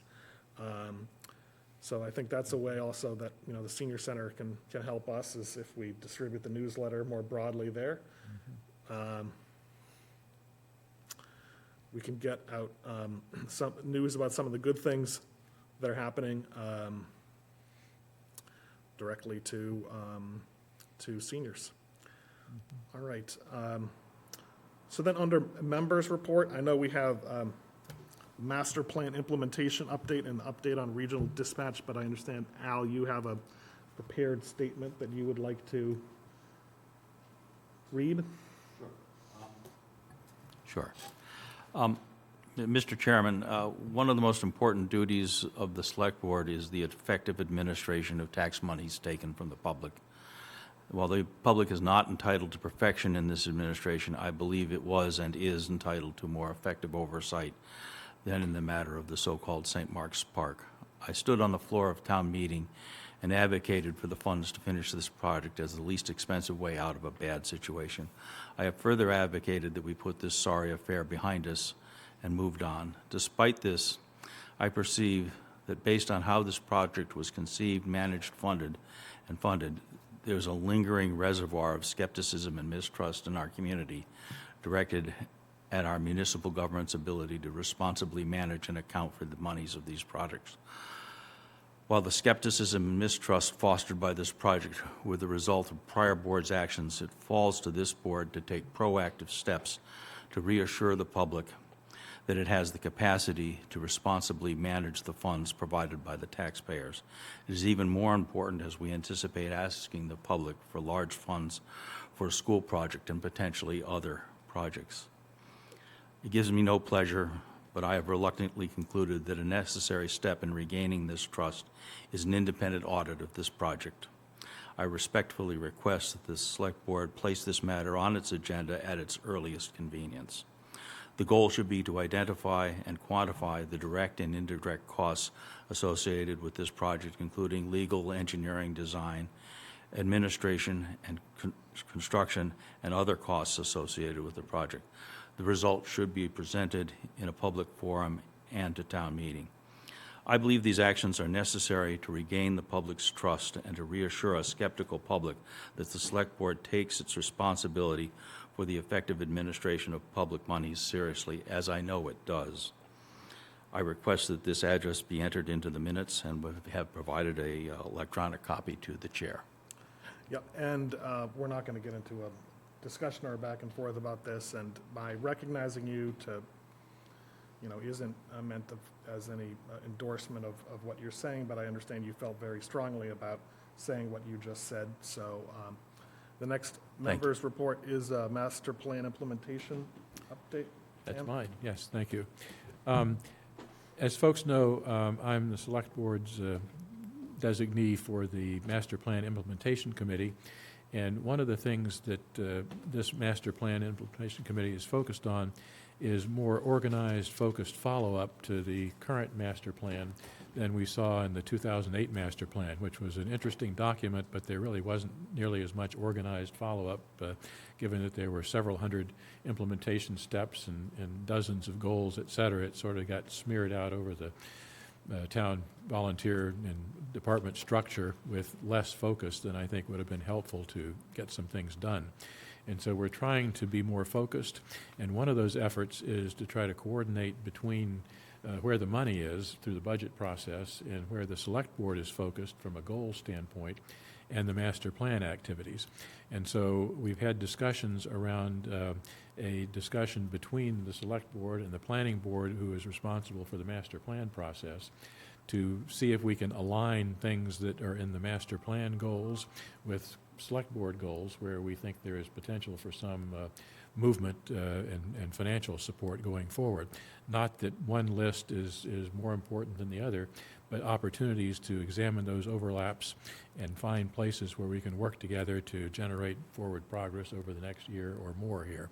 So there's no lack of good, useful goals here, and I think the focus is try to be more concentrated with the Master Plan Implementation Committee and the structure that has with the Select Board activities going forward. So Planning Board discussed this joint discussion at their last meeting. Not totally clear to me, Ms. Luttrell, what the next step there is. I think the Planning Board's going to continue to talk about that, but the Master Plan Implementation Committee's suggestion was that we have a meeting that considers our goals that we selected back in July, how they overlay with the master plan goals, and take input from the Planning Board as we work together to figure out where we can collaborate on activities over this next fiscal year and beyond. So hopefully that can occur in the reasonably near future, but I guess I would look to a little more input from the Planning Board in terms of how they would like that to happen based on the conversation recently there. So opportunity, but to be followed up on. And then there's an update on regional dispatch, and I don't know whether you would like to handle that, or Al I would think like that's to handle that. Al's Thank you. bailiwick. Sam and I, Mark, and the two chiefs took a trip to Holbrook and viewed their regional dispatch operation. Speaking for myself, I was quite impressed. The interesting thing about Holbrook is that they have a completely different business model. Their operation is really a subsidiary of the town of Holbrook, but they currently provide regional dispatch services for about 10 communities, covering about 200,000 people, and they've been doing it since 2008. They appear to have both scale and experience, both of which I think are critical to any regional system that we might want to join. The scale is important. They serve about 200,000 people, and they have now experience onboarding multiple communities. It's interesting that's the good news. I think we were positively impressed. On the negative side, they are currently at or near their capacity of their existing facility. They are looking at expanding in this area, as there appear to be a number of communities that have been speaking with them about the potential of joining their system. I did, after the meeting, mention that we have a building, and they said that was at least interesting enough to discuss, obviously referring to 21 Highland as a building that might be a potential site. But I think it was a very good meeting. They have an impressive operation, and I think we should engage with them further. Okay. Mark? Thank you. So just a couple of notes on a couple of things that were said before. I do also want to thank Steve Wynot for his service and acknowledge that one of the final things that he did in his capacity as Veterans Graves Officer was to work with DPW to help with the placement of the flags outside of the wall of the old burial ground per the new flag policy. So appreciate his efforts to work with DPW to get that happening. I saw DPW was out there getting the holders in the ground installed, so we'll have those all ready for complying with the policy for Veterans Day. Secondly, I just want to acknowledge, because the police chief is sitting here, and I did send my town administrator report around and to try and get a little bit more publicity offered to the departments. If you would share this on your social media pages, and in my brief viewing of social media and everything, and that chief was nice enough to put it out on the department's Facebook page. So that meant another 6, 7 people saw it, maybe. So I appreciate that. We talked a little bit about board and committee vacancies. You did a couple of things tonight, which took a couple off the deck. I did want to, we are in a better position than we have been at times in terms of vacancies, but I do want to highlight a couple. We do continue to have, several vacancies. Community Preservation Committee, we took care of the citizen at large, but we have, with SHOPSI, we have Housing Authority Representative, Open Space, we need someone there. Cable TV is beginning to try to meet again. It's a 5-member committee. The charge says they need to have at least 3. Right now, they only have 2. Mm-hmm. And because these cable contracts are being renewed for shorter periods of time, the committee has to be more active than it normally would. Normally, you'd do a 10-year contract and you'd forget about it for a little while, but the ascertainment periods are opening up quicker. So right now, you've got Will Warren and Barry Rubenstein. Barry is the chair, and they want to meet, can't meet. Because they don't have members. I actually have some interest in that one. You have time? Or not time, but interest. Is Select Board excluded from that? I don't know. Cable? I don't believe so. I don't think so. Again, see what you get in terms of solicitation, but I followed that the last couple of renewals. Yeah. And it- I suggest, you may want to give Barry a call Yeah, okay. and have a conversation with him. You know, He may not want me, but well, you know, I, Barry Rubenstein, Will Warren, and Will Warren are the two that are That's left. it. That's it. And it's three-person? they need a We've- minimum of 3, yeah. I'm looking at Ms. Hale, but I don't believe we've ever had 5. It's been a long time since 5. Through the last ascertainment process, we just had 3. Yeah, 3 is what I've. Yeah, followed so we've the last only had 3. 5 years or so. And the commitment is not consistent, but, you know, it's fairly short-term. And they have an attorney they work with on the technical We do use details, counsel. which is I pretty think helpful. that the committee is looking to use counsel less, more, I think, to kick off the process and then to wrap up the process at the end. But Barry feels that the Yeah. committee can take care of the process in the middle. So, yeah. negotiate directly with Verizon, Co- Yeah, Verizon and Charter. Comcast, Yep. yeah. That's the two? Yep, those are the two. And again, Mike, 3. it's my on. mic's on. Yeah, and it basically, Because I put it on for you. Oh. yeah. We have knew made that. some progress in getting those payments ramped up some with the last renewal, as a matter of fact. So who knows how much more potential there is, but it's something that actually is, a lot of people care about. But that's it, those two companies, that's Yeah. who their Yeah. agreements were. No, 3. What, 3? Comcast. Okay, so Yes. Comcast. Comcast Yeah. is there. So is it that these two are the ones that are up and Comcast is not up? No, all of them are up at the same time, I think, almost, I think not quite. it's 5-year deals that they're doing now, shorter deals. So, There I were think. 2 of them that were up at the same Yeah. time, as I recall. So, Anyway, so, yeah. So anyway, and I also will point out Economic Development Committee, you know, they're down 3 members.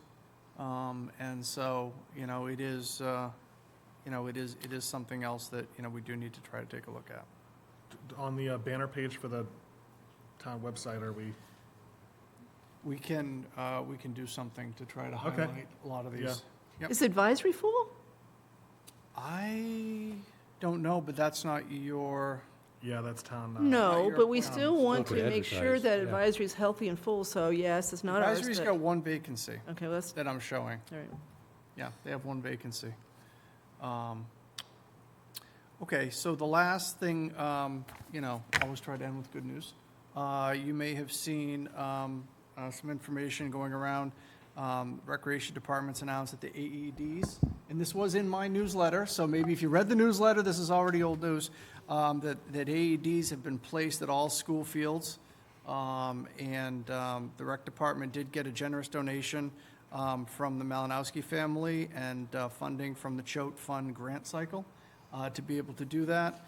So they have been putting out flyers, just showing you kind of where the locations are for each field on the fence.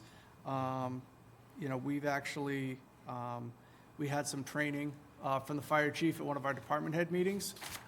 Bill, you missed that, so we'll do it again for you. But it's, you know, it's great to have that and to be able to have that resource where, you know, minutes matter, you know, when things like that happen. So it's really, it's great to know. So thank you for the donations and for Recreation for getting that done. I'm disappointed that we don't have one behind the select board table here, just in case. It's right down below us, so. Good. Sam, you just stick your fingers on the plug behind you. Okay, got it, thank you.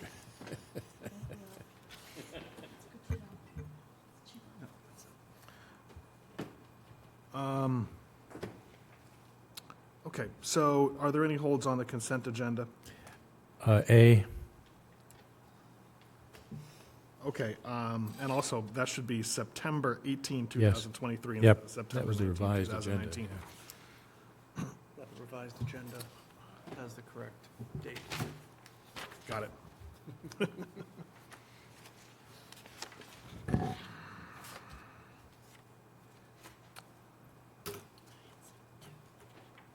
Okay, what are the holds that you, what were the corrections? 918 and 1019, I'm fine with. 1010, I've got a couple of small points. Okay, 1010, line 94, if retirees move instead of id retirees move.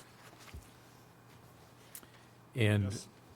lines 168 and 169, I was quoted there not quite accurately, and I would propose a change in the sentence about the MWRTA Catch Connect program. And what I would say is that he described a MWRTA pilot program, Catch Connect, in 3 other communities that we might explore for Southborough. This service allows residents to call and request transportation within their community. That changed because I didn't say that we could do that, because that's a possibility, and there's no guarantee of service time for that. In other words, it gets you on the list, and typically it is relatively fast response, but again, having those numbers in there is not accurate. So I would replace that one sentence. And I can send that, Mark. Yeah, no, that would be great. I'm You sure, for I'm sure Bridget. Bridget would Okay. appreciate that. And Thank then you. line 169, he also reported that there may be ... Okay.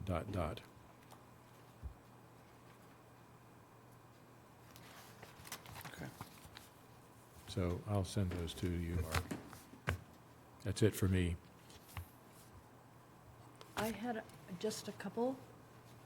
For October 10th, I realize this is very pedantic, but under public comment, line 15, where it says CPIC, again, I think I would, for someone who may not know what CPIC stands for, Spell it out.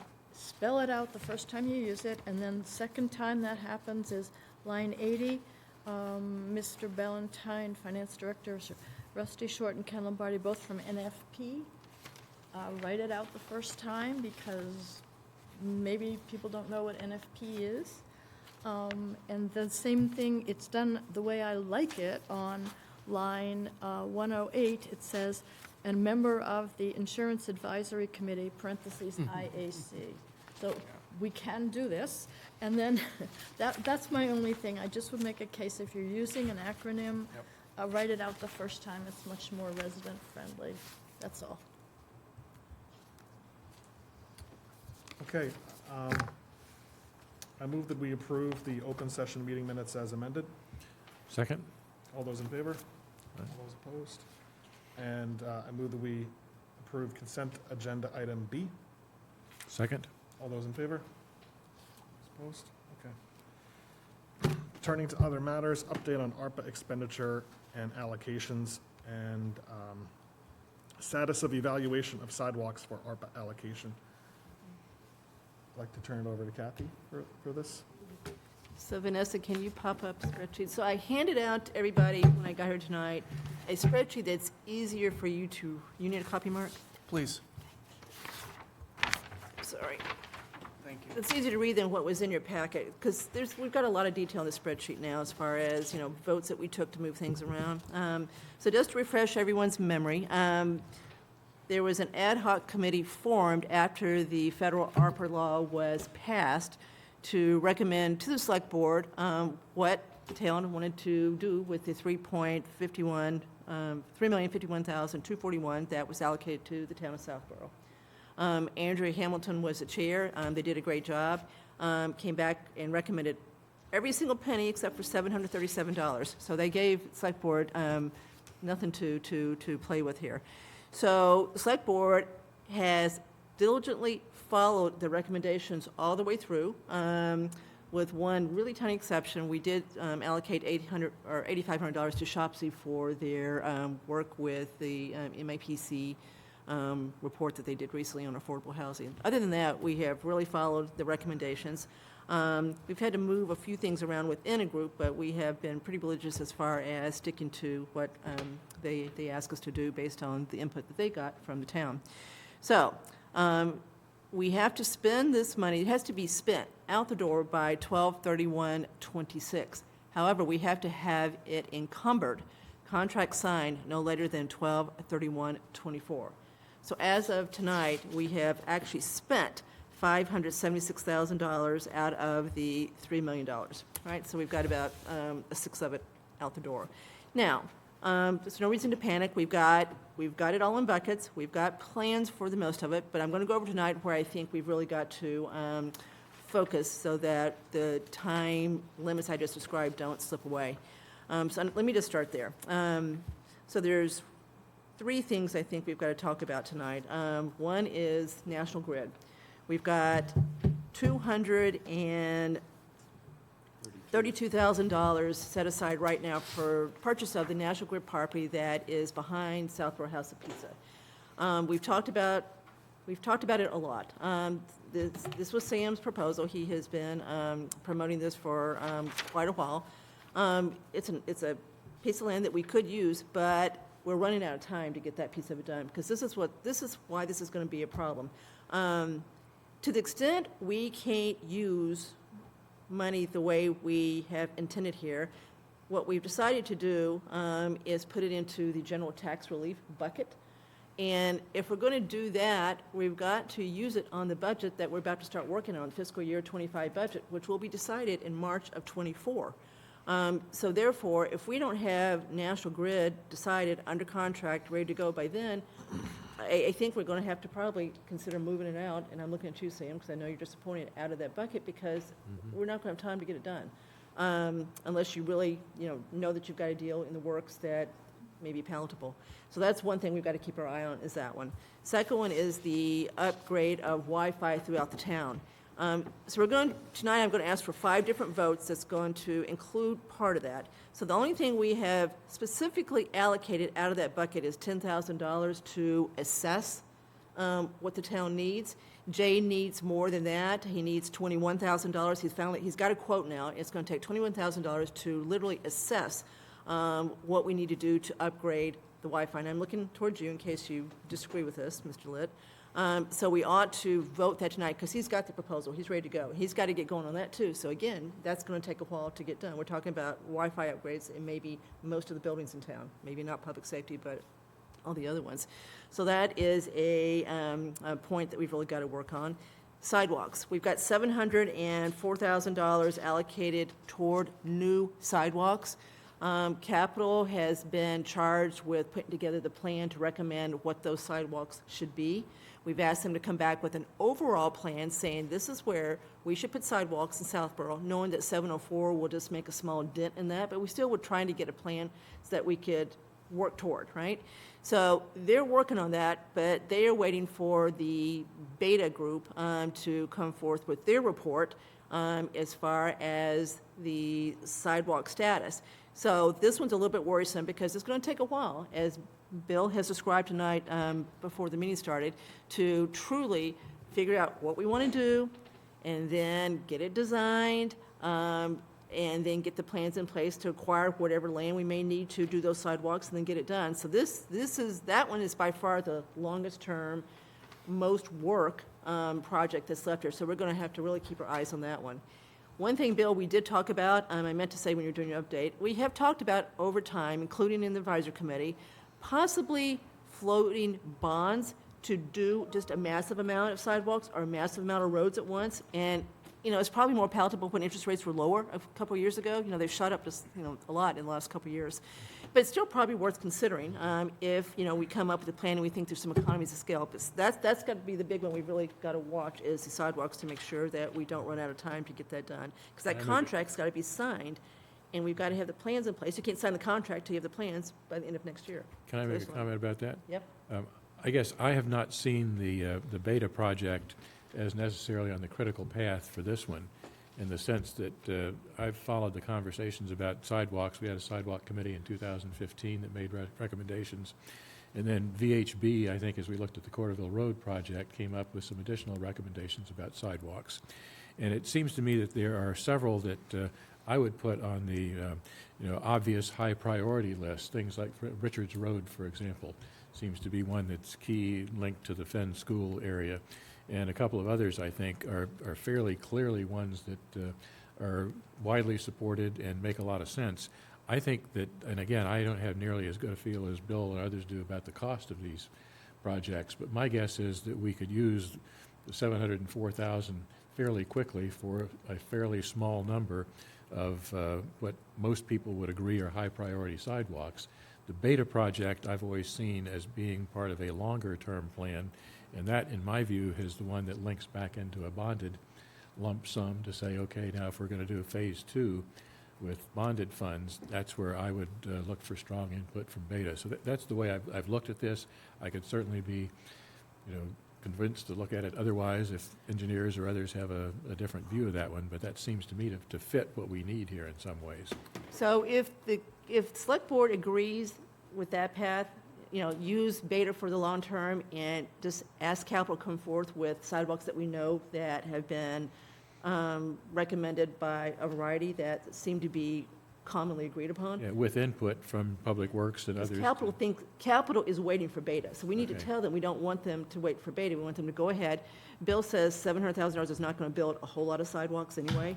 It's not like we're going to sidewalk the town with $700,000, so it could be that the better route to go is to ask capital to come forth with what they know that a large amount of people have recommended over the years, with your input also, to get that one A moving. combination of what people want as well as difficulty and cost of construction. I mean, how do you get the most bang for the buck if you've got $700,000 to spend here? Yeah, what we have here is a case of the perfect being the enemy of the good. So what do you recommend? I'm in complete agreement with Sam. Find a couple of straightforward projects and get them done. And then, as far as, with bonding, I think that this is going to take a little while to do, and, we can perhaps wait for a slightly better interest rate environment, but, it's going to take more time, but, we need to build something, not talk about building something. No, I feel the same way, and I also feel that although we've bucketed $704,000 for this, I think if, I see some items on here that I might want to move around and add them to sidewalks and get a little bit more bang for the buck on Wait a minute. sidewalks. So, 704 is the number right now, but don't feel overly constrained by that number. How much sidewalk would 704 build? It depends on a lot of different factors. Is where it is, yeah. There's a lot to it, right-of-way takings, Yeah. Mike? What is the most you could get out of it? If everything was straightforward, you didn't have to take anything? There's a lot to it, it's not Flat that and easy, straightforward. yeah. But what I will say is some of the obvious choices, like, I think, Sam, you said the Finn School, Richards Road, yeah. you might want to take a step back on that because there is state funding for Safe Roads to School, which would pay for sidewalks. So, that would probably be a better candidate for the state funding. Okay. It's something the obvious one may not be the one we want to Okay. pursue at this point. Yep, again, I say obvious with Yeah. appropriate professional input. But I agree with you. to that. Let's get it done. Yep. Right. Let's do near term, let's do what makes sense as best we can collectively tell, and then think about a bigger project with Beta guidance. So, Andrew, what were you thinking besides sidewalks? I was curious. Hold the thought. Yeah. We're gonna go through these, National okay? Grid. As far as possibly doing a few things with this. Okay, so just to recap, the big sticking points are sidewalks, National Grid, and Wi-Fi. They're big projects, they need to get going, okay? And National Grid, if we're gonna do it, we gotta do it soon, Sam. Yep. Okay. All right, now, there are 5 potential votes tonight to do what Andrew just said, possibly move things around a little bit. These are not significant things, but these are things that have been requested. In one case, we can close out one thing. It's not much money, but, every little bit counts, I guess. So let's just start with that. The first project that truly is done, and everybody agrees it's done, Carla has gone through this, she agrees this is done, she's asked for this one to be closed out. That is under the second category, ARPA administration. It is the ADA upgrades that were rec-related. So we allocated $20,000, $18,570 has been spent, so we want to vote tonight to move $1,430 out of that to either our general number, unallocated number, or to our tax relief number, one of those two. We've been moving it to tax relief. It doesn't really matter. We can always Yeah. redo it later, so I don't think we should get hung up on that. So someone should make a motion to move that to one of those two categories. How much? $1,430. So moved. Second? All those in favor? Okay. And we want to do this one at a time so Carla can watch this and make sure she keeps track of this so that we really do this right. Can we just clarify what the destination of those funds was? Why don't we put it in the general fund? That's Okay, General. so, Tax relief, Andrew. well, that's two different things, okay?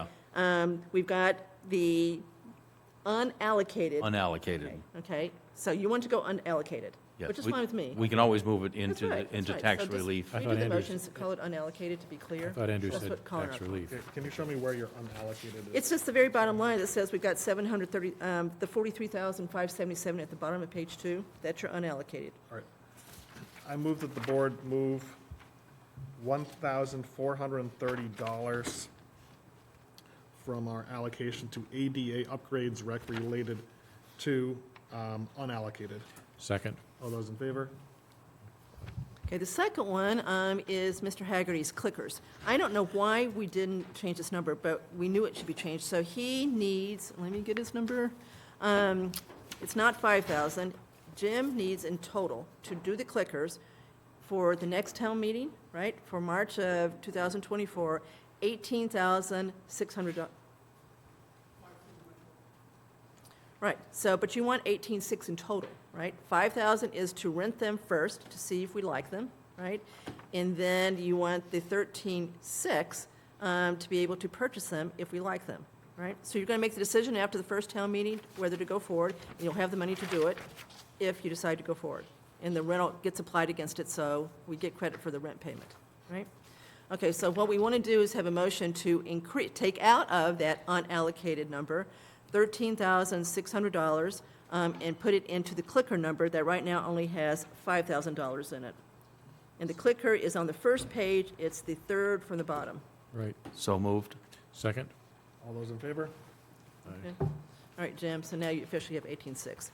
Okay, now, the third one involves a request by Kevin Miller, the Historical Commission Chair, who is here now. This is pretty small, but important stuff. So, you may recall that one of the allocations was to buy 7 historic district signs to show people where all the historic districts are. Those signs were bought, we have them, they're ready to be installed. Kevin's working with Bill to figure out how to get those done, and I've got the answer for Knights of Columbus for you. So they're working to get those done. There's about $4,000 left in that category, and Kevin has sent an email and asked that the Historic Commission basically retain control of that $4,000 and be allowed to use it for one of 4 things, which includes fixing the fence that's around the old burial ground. Town Common. Common, okay, Common. so the fence. They want to put a plaque that's at the historic water tower in the rural cemetery. There's a small house there. And they want to put a plaque there to explain to people who go there what it is, what it was. It was an old place to generate water, right? They also want $1,000 to seed the historic house signs programs, which they are restarting after a hiatus due to the death of the sign maker. So they want this $4,230 to be used for a combination of these. They don't have the exact cost for everything yet, so it may not perfectly do this, but they at least have 42, they would, if we voted for this, they'd have another $4,230 to use toward one or more of these other uses. All right, so one of them is something we just talked about earlier today, which is the, town common project. So I don't think we need to, that starts to get confusing to have a really small amount of ARPA money dedicated to that, where I thought our agreed next step was Historical Commission, Select Board are gonna work on a scope of project, and then so that, I'm not in favor of including that. So why don't we, what about this? Just as a process, I'm hearing about this stuff like for the first time. Well, could Kevin speak to, I mean, some of that fence is in pretty bad shape. I'm wondering, Kevin, if you could speak to what you think it would cost to fix it or what you could do stopgap. Is that okay, Andrew, just before we vote? What fence are we talking about? The rail one with the concrete posts. And the Well, it's not gonna- Town Common. yeah. Downtown Common, and it's got, it could hurt people. Yeah, it's really in It's got, it's sticking up, it's got barbs sticking up. Okay, but this is really something that is the DPW working on. In some places, the granite has split, and in other places, the granite needs to be treated so it doesn't split. Yeah, but I know, and that's just what we were talking about, is what we're gonna have a, we work with Bill. Bill would help define the scope of a project where we do all these things in a coordinated Without ARPA money? fashion. This is just getting, All right. Yeah. like, just because there's a little kitty of money left out, I'm sure it really helps it happen by having some really small amount of, Okay. sure. It would help, and this was just a thought, because we were fortunate enough to go under budget on the. You introduce yourself, please? Yeah. I'm sorry, Kevin Miller, Chair of the Historical Commission. We were fortunate enough with the National Register signs to come in under budget. And, I asked for 1,000 to help with the Historic House Signs program, because we'd really like to ramp that up and give more signs away and get that going. Our budget is quite small. Our annual budget is $1,000. So this would be a real help. The small amount, I'm estimating now 500 for a small marker for that water tower, because it's a fascinating structure. I know Bill's working on getting it re-roofed. And I've discovered in conversations with various people that nobody knows what that was. So it's a wonderful way to call attention to it. And then with regard to the remaining 2,500 that I had suggested, be rolled toward the fence repair around the common, that was simply a way for, I wanted to indicate the Historical Commission's commitment to that project. And so I understand, Andrew, where you're coming from. As part of a larger thing, if you want to sweep the whole money, that $2,500 back into the general ARPA fund, I'm all in support of it. Because I understand, and you're quite right, that it's going to take more than that. That was simply my indicating a desire for that. I think was a gesture of how important it is to the Historical Commission for us to get that fixed up, because as Marguerite said, it's actually a safety issue as well as an aesthetic one, and important for the tricentennial. So, but if I completely defer to the Select Board in terms of if you want to sweep that money back into the general pool, that's fine, and we'll have to work together to find what the cost for that fence repair really will be and how we're going to get the money. So whatever you want to do is fine. And if we want to pull money out of the general thing back into this project later, we could certainly do that as well. Well, the three things that Kevin has suggested, two of them do kind of relate to the cemetery project. So we've talked tonight about freeing up funds, as we've talked about before, to work on both cemeteries, Old Burial Ground and Rural Cemetery. So we think that is going to go forward, right? Right. Working with you guys, too. So we could wait on those two and have that part of the project, but why not at least do the $1,000 that won't be part of that for the Historic House Signs program as a compromise? I don't mind doing all but 2,500, actually. But I'm not, Yeah, I mean, if you, So we pull Can I see this? $2,500 back Back, and yeah. then give Historic Commission the remainder. to work on the. give us the These other 1,500 projects, yeah. and take the 25 back, that's fine with me. And I'm very appreciative of your support tonight. So. And I think we want to make the other things happen, certainly, but maybe with other funding. Oh, yeah, and I don't care what the mechanism is and how we get the money, just as long as we do it. And like I said, I sent that in my email to indicate that, again, to show that we really care about that particular issue, and we're going to work our damnedest with you guys to try to fix it, so.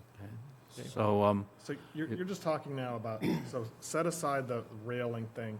Yep. You're just suggesting of this leftover money that we, Sam is suggesting pull 2,500 out of this, back into our general, into the catch-all. yep, And then leave the rest of it and reallocate that to Historic Commission's use for the house sign program, Historic House Sign Program. the house sign program and the water tower. And the water tower. Tower signage. Okay. So I'll move that we return $2,500 to the unallocated pool, reserving the balance for the Historic Commission's use in the signage for the water tower, in the rural cemetery, and in the historic house signage program. Second. all those in favor? Thank you so much, gang. Go forth and sign, as they What say. easy.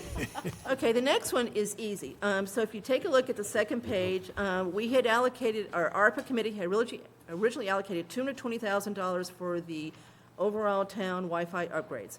We took 10 out of that and specifically approved that for the assessment. Jay is now asking us to increase that 10 to 21,000 tonight, because he's got the proposal in front of him. It's a lot more than he thought, but it is what it is, so he can get going with that piece of it.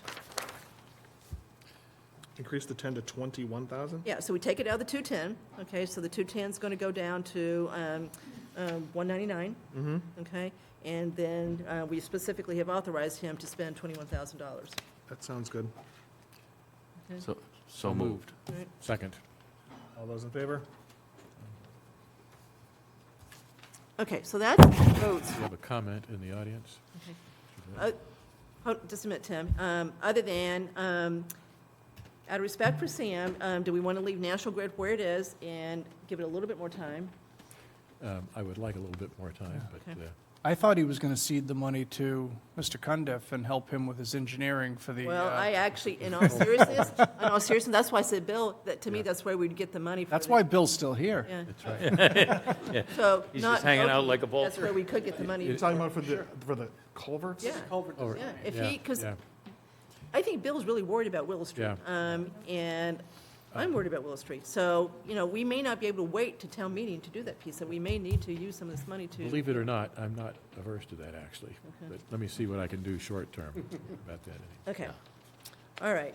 Yeah, it sounds like, I suspect if we've got 3 or 4 of these, that this was the common practice of the era. And it's lasted for 60 years, We've gotten our money's worth out of it, I guess. What is it? We're now paying the piper here. This is part of the depreciation we never talk about. And then I talked to him, he said no. He said they still got some more bills to pay. So we checked with every single person on this to see if they're ready to turn it back, and the only one we returned back was Tim Davis at 1,400. Okay, is that it?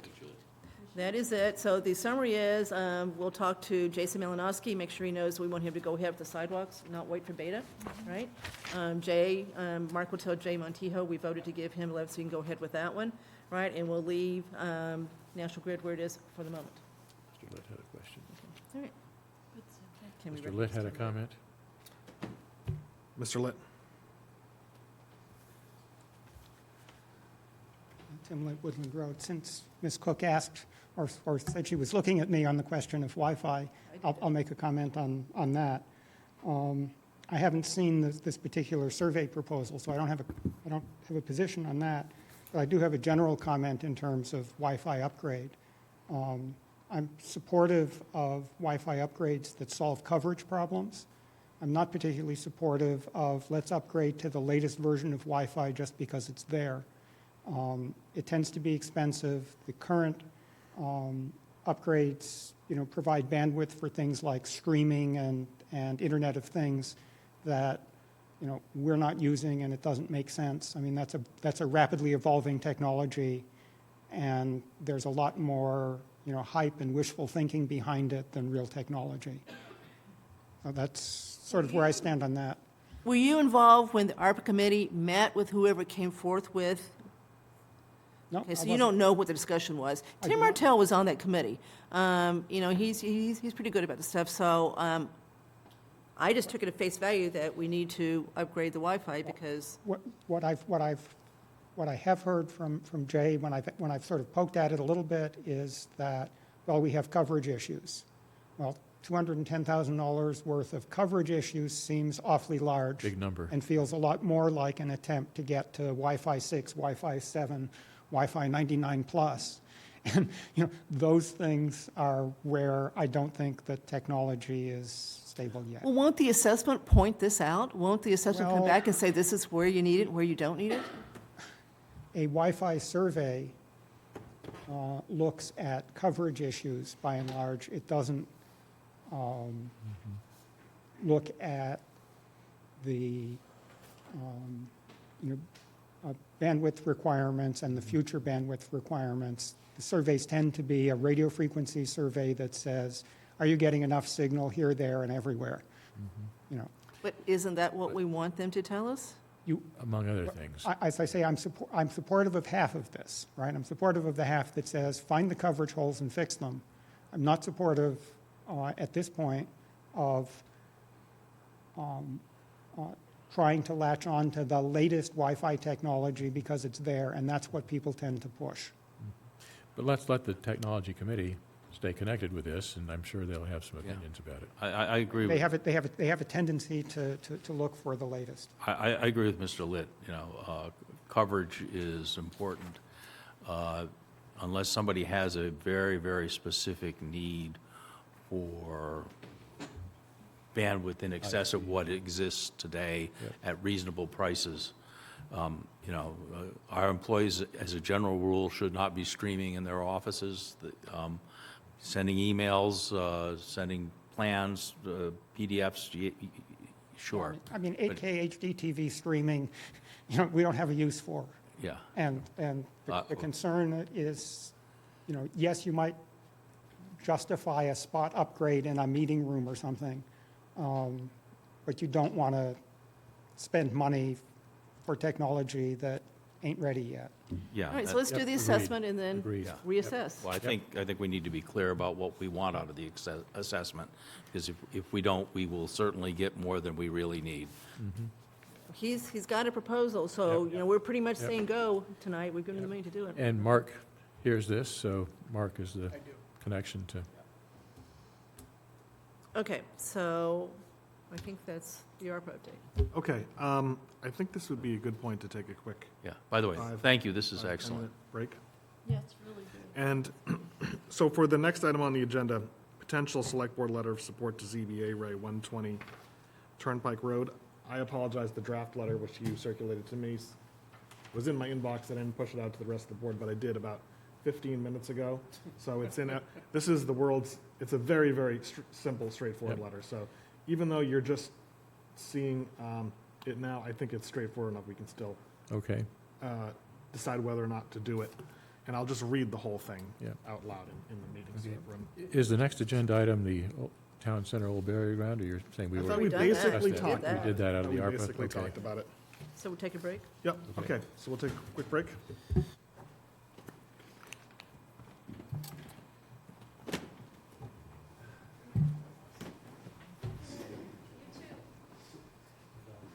Thank you, Bill. Oh, yeah, and, Recording stopped.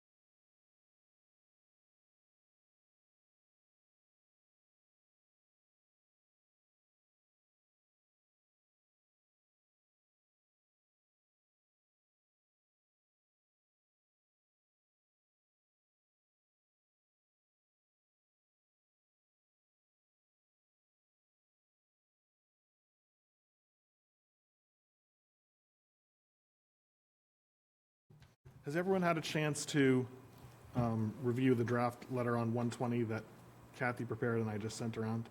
Yes. Okay, so I will read it out loud. It's addressed to David Williams as the chair of the ZBA. Dear David, we are writing to express our support of the 40B project proposed for 120 Turnpike Road. The project sponsor, FD 120 Turnpike Road LLC, has recently received their project eligibility letter from Mass Housing. Expectations are that the project sponsor will be filing for a comprehensive permit with the Southborough ZBA in short order. The Select Board unanimously supports this project as it does not have any abutter issues, is relatively small, and has good ingress and egress. And most importantly, the project will add 15 units of below-market rental housing to Southborough's housing inventory. The concerns that have been raised by others have been noted in the Mass Housing PEL, project eligibility letter, and mostly are concerns about the impact on the abutting Breakneck Hill conservation land.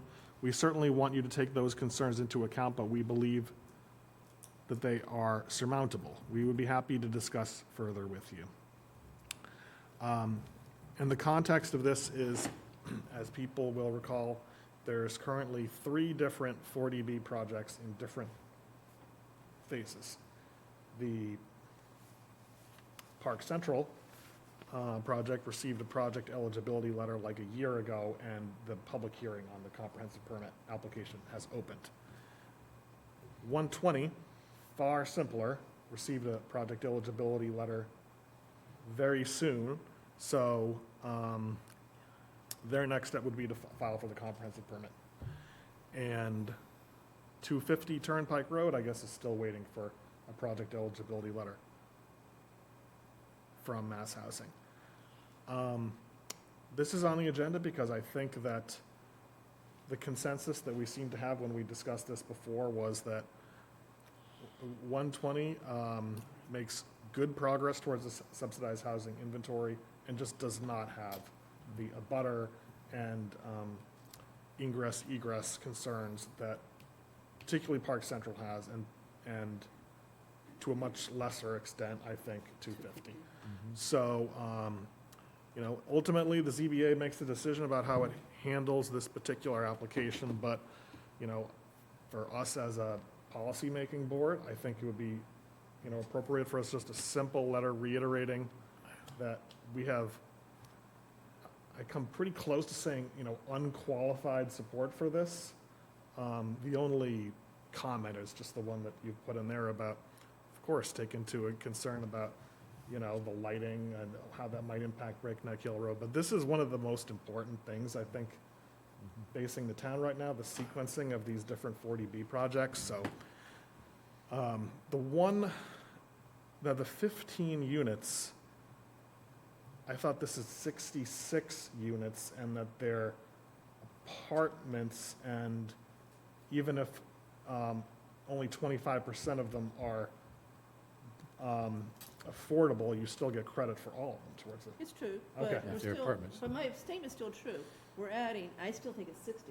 So I may be wrong. You're right. It Okay, is 60. 66 was the Both old of those will be target offered number. at less than market, so you're right, what you said is truly true, as far as we're gonna add 60 to the SHI numerator, but, we've got 15 that are gonna be offered at below market, which Is is your what I mic was trying on? to make there, which is what we need, Your microphone, yeah. which is Yeah. the point I was trying to make there. So I'm right and you're right, Yeah. so we're both right. Okay. And Andrew, this is consistent with what we wrote to Mass Housing as well. Yeah. Yeah. This letter, nothing new here. from our Yeah, Mass the only, I'm sorry. The Go ahead. only change, I agree, keep it short and simple. I would simply reference the fact that we supported the initial filing with Mass Housing unanimously. But keep it short and simple, and, because I think we want this to proceed expeditiously. Yes. Okay, any comments? So I move that the Select Board approve sending this letter of support to the ZBA regarding 120 Turnpike Road. Second? All those in favor? So prepare this for your signature. Okay, sounds good. Marguerite, I did spell out project eligibility letter before I did the PEL. Okay, and the next item on the agenda is the South Union School Study Committee. At our last meeting, we had a discussion about the draft charge that Al had prepared and some changes to it. And in the packet is basically a new version of this charge that reflects the changes that we discussed. There's still some like nitpicky, I think, stylistic changes that I would make, but other than that, does anyone have any questions or comments about it? Yeah, Sure. Marguerite, go ahead.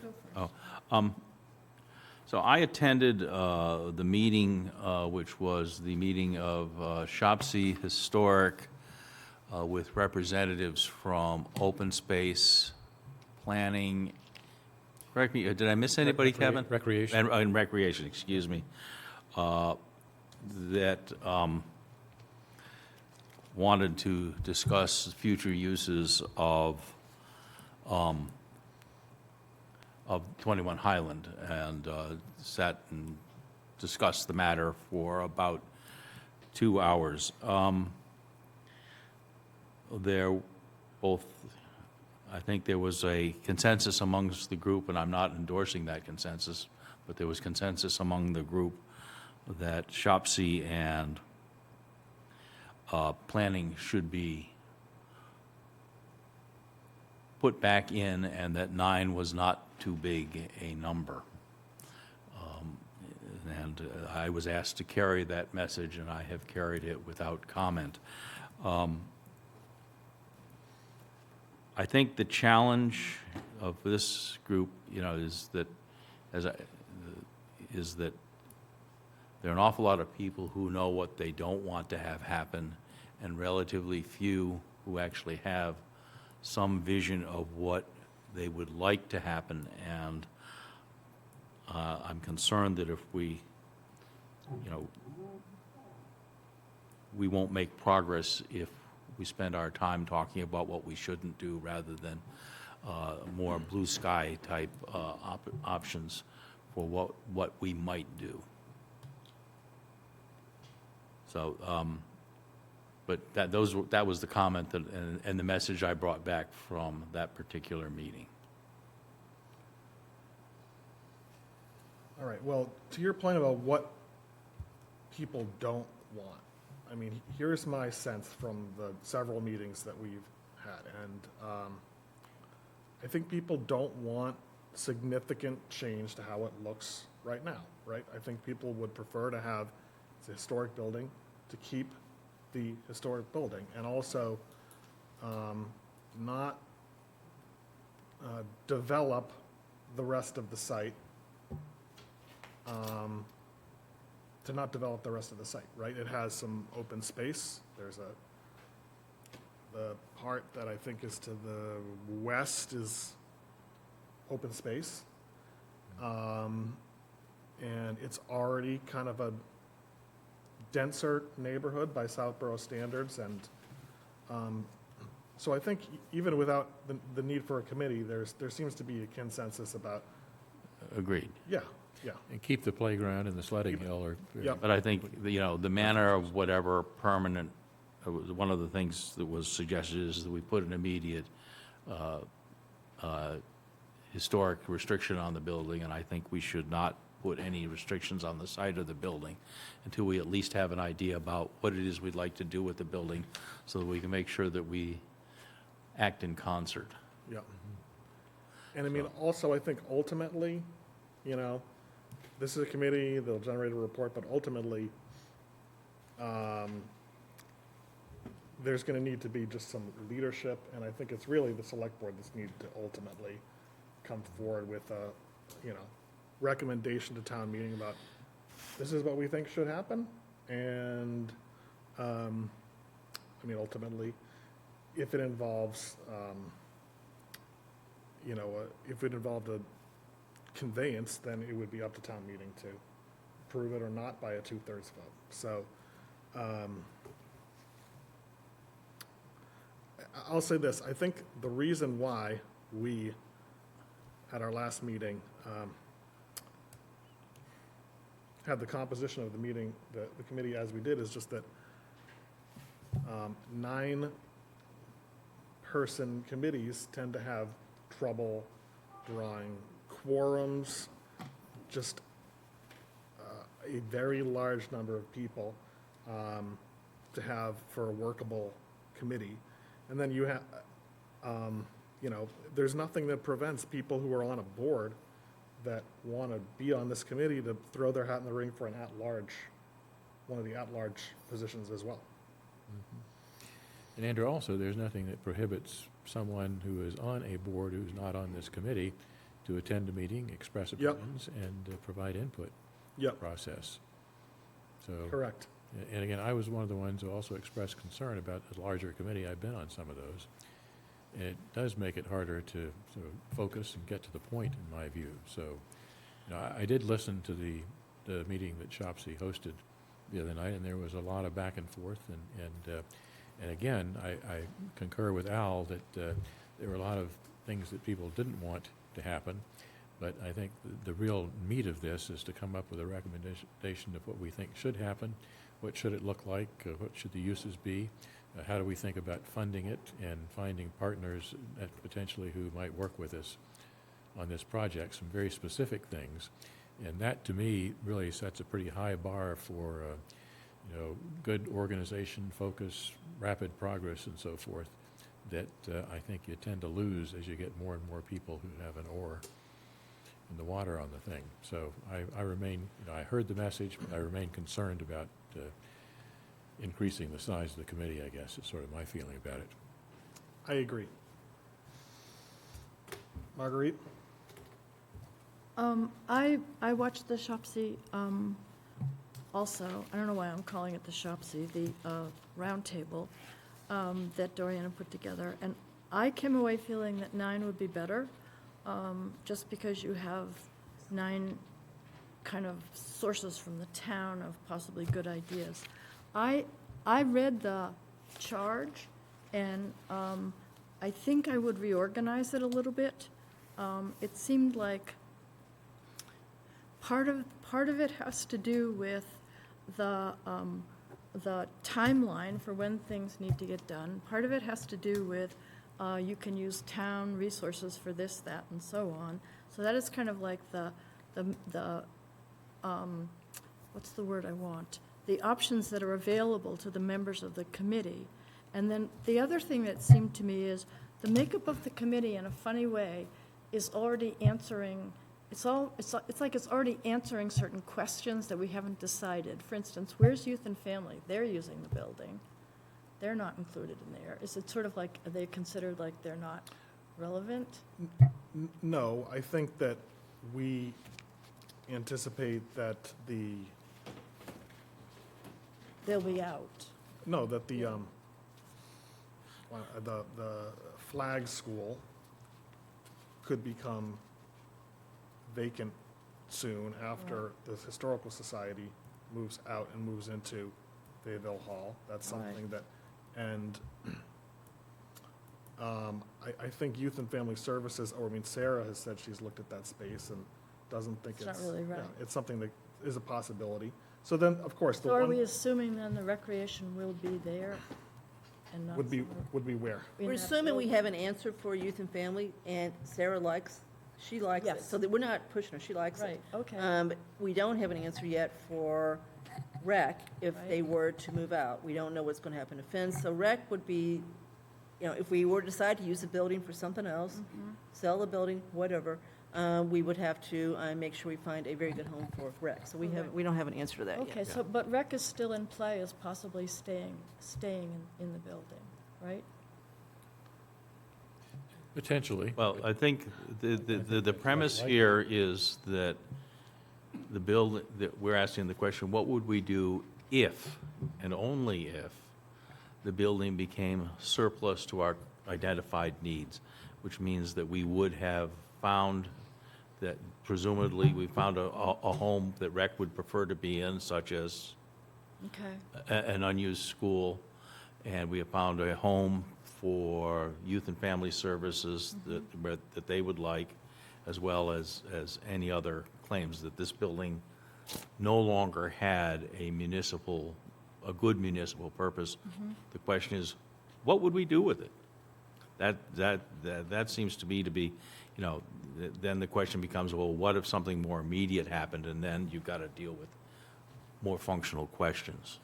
Yes, and my other thought of it was the sledding hill and the building itself. The sledding hill is like part of the historic preservation for the building in a funny way, because it's a piece of landscaping that's historic landscaping, really, isn't it? I mean, it kind of fits in there. So I see the Historical Commission being interested in preserving the look. I don't see anybody dealing with the fact that it's a very old building, it's not really very ADA compliant.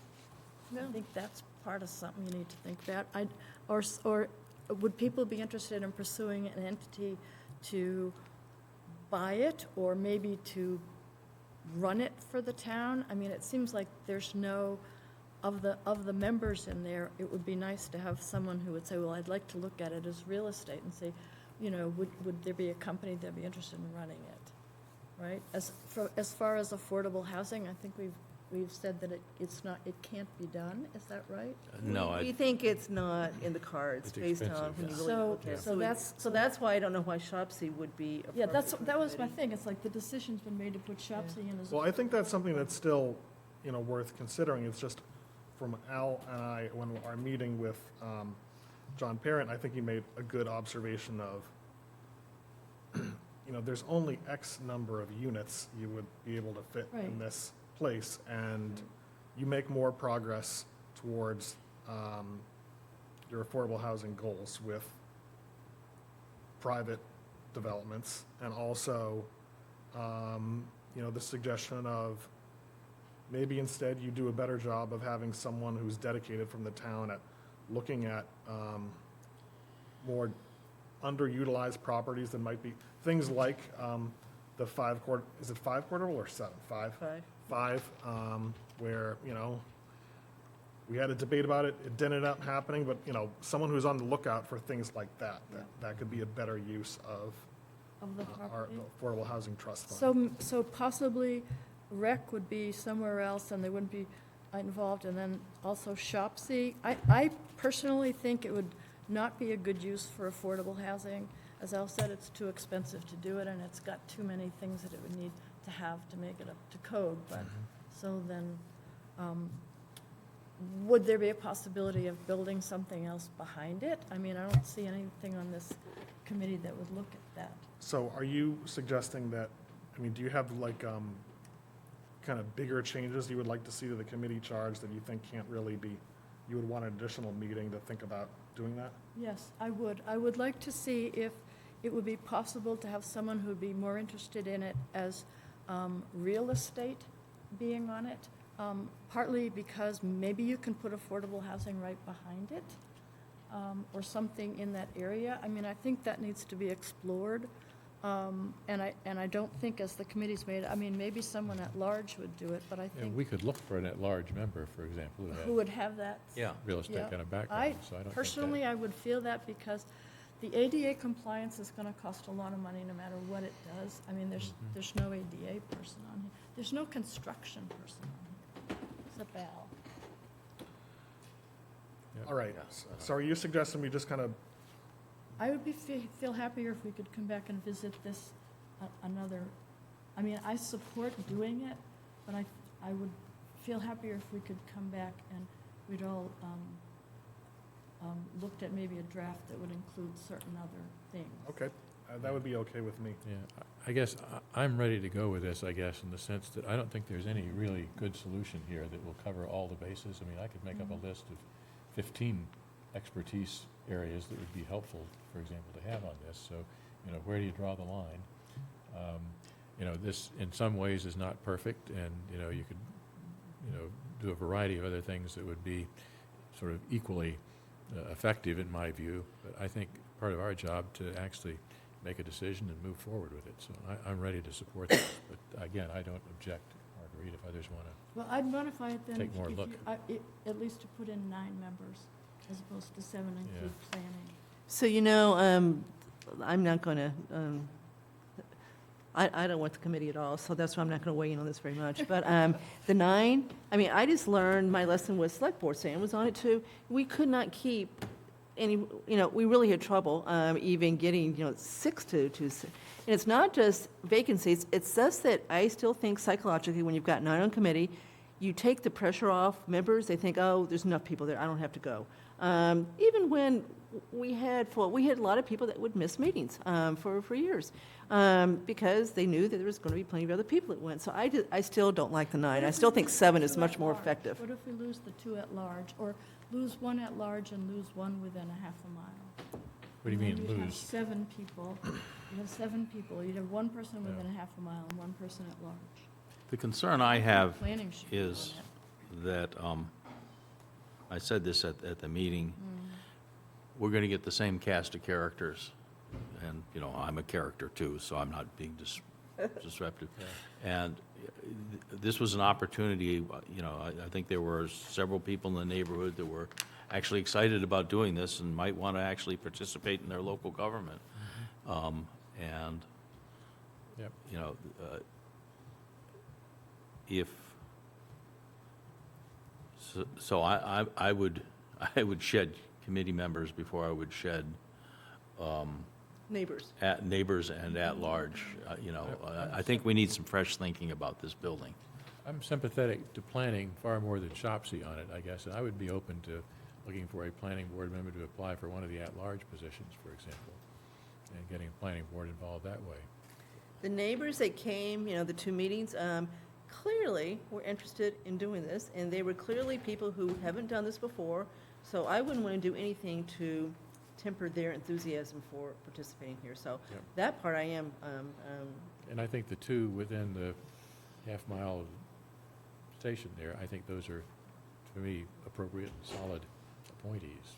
And that picks up the folks in the room, basically, at the other meetings. But then how do you fit, I really feel like planning should be on. should be on.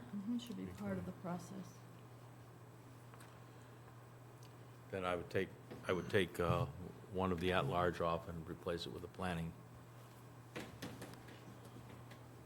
And then, so Marguerite, but were there other changes to the substance of the charge that you wanted to propose? No, if you want to move forward with it right away. I mean, I watched the meeting, and I thought people had a lot of good ideas, and I thought people who live in the neighborhood came up with really good ideas. I mean, I would like the perfect is the enemy of the done, right? So I'm fine with this as it is, but I really feel strongly that planning should have a seat at the table if they want to. Yeah, and I'd be okay with one at-large swap for a planning board member.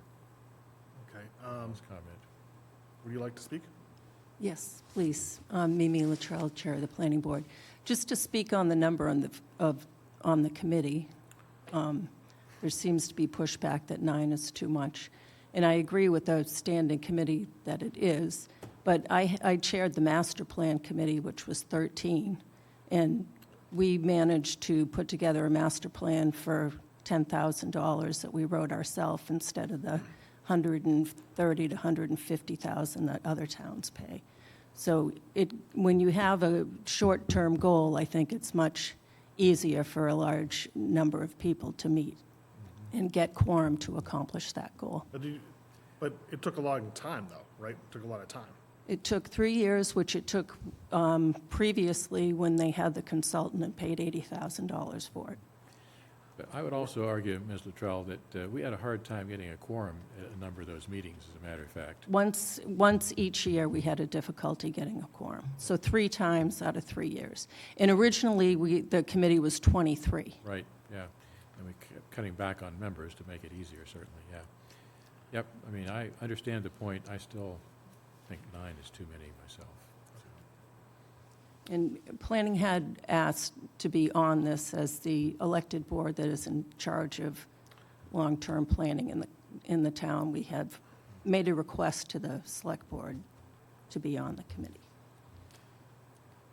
And I'm okay with one planning board and one at large. Okay. How do other as Al people feel? suggested. Fine. And then Marguerite, were you suggesting you had other, changes to the part of the document about charge, about things you also wanted to have considered about what this committee is looking at? Well, sorry. There was one line, for instance, in the 1, 2, 3, 4, 5, 6, 7 lines from the bottom. Said reports shall cover alternative uses that will enjoy broad community support. I'm just going to assume that should be let go without saying,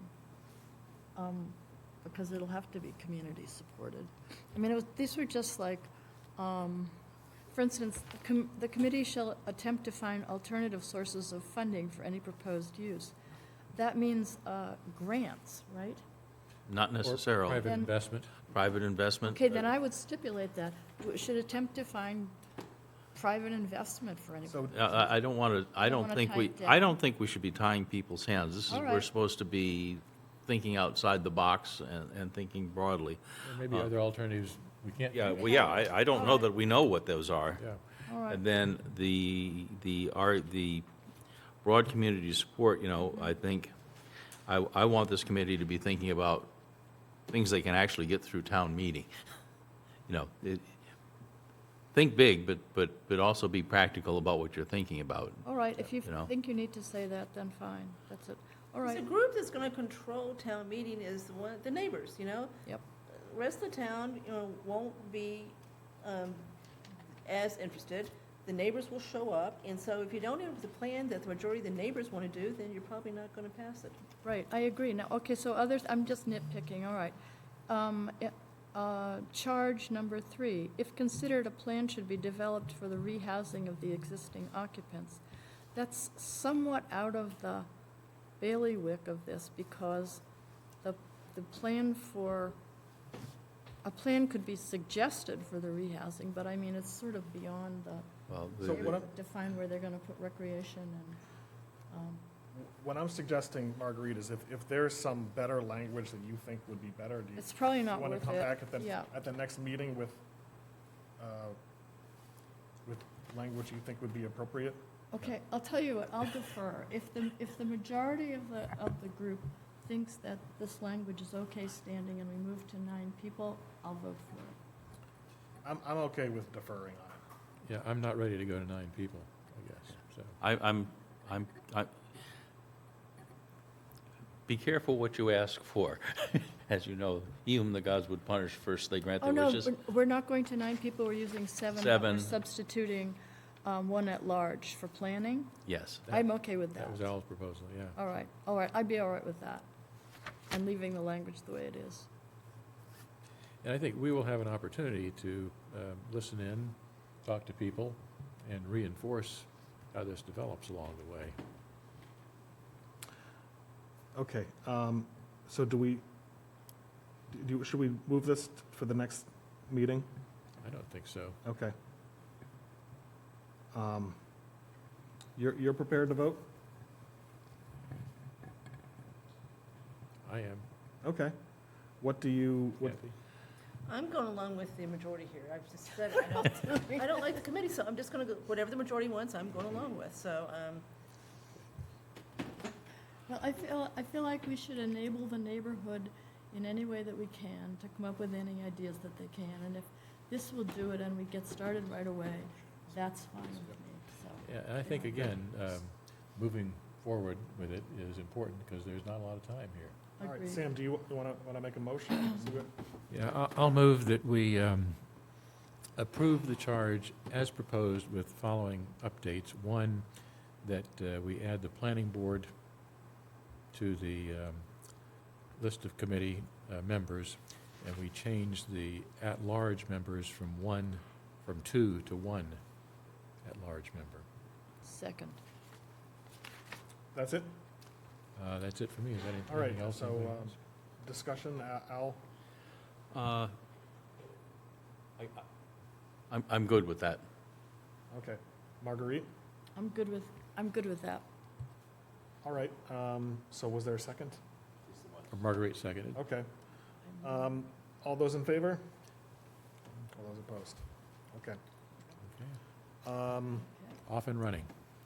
I think that completes our regular agenda, and the last item is public comment. Seeing no public comment, We're now going to take a vote to enter into executive session without returning to open session. I move that the board enter into executive session per Mass General Law, Chapter 30A, Section 21, and not return to open session to consider a Step 3 grievance from the police union. Second. Okay, it needs to be a roll call vote. Dennington, aye. Cook? Aye. Stivers? Stivers, aye. Landry, aye. Okay.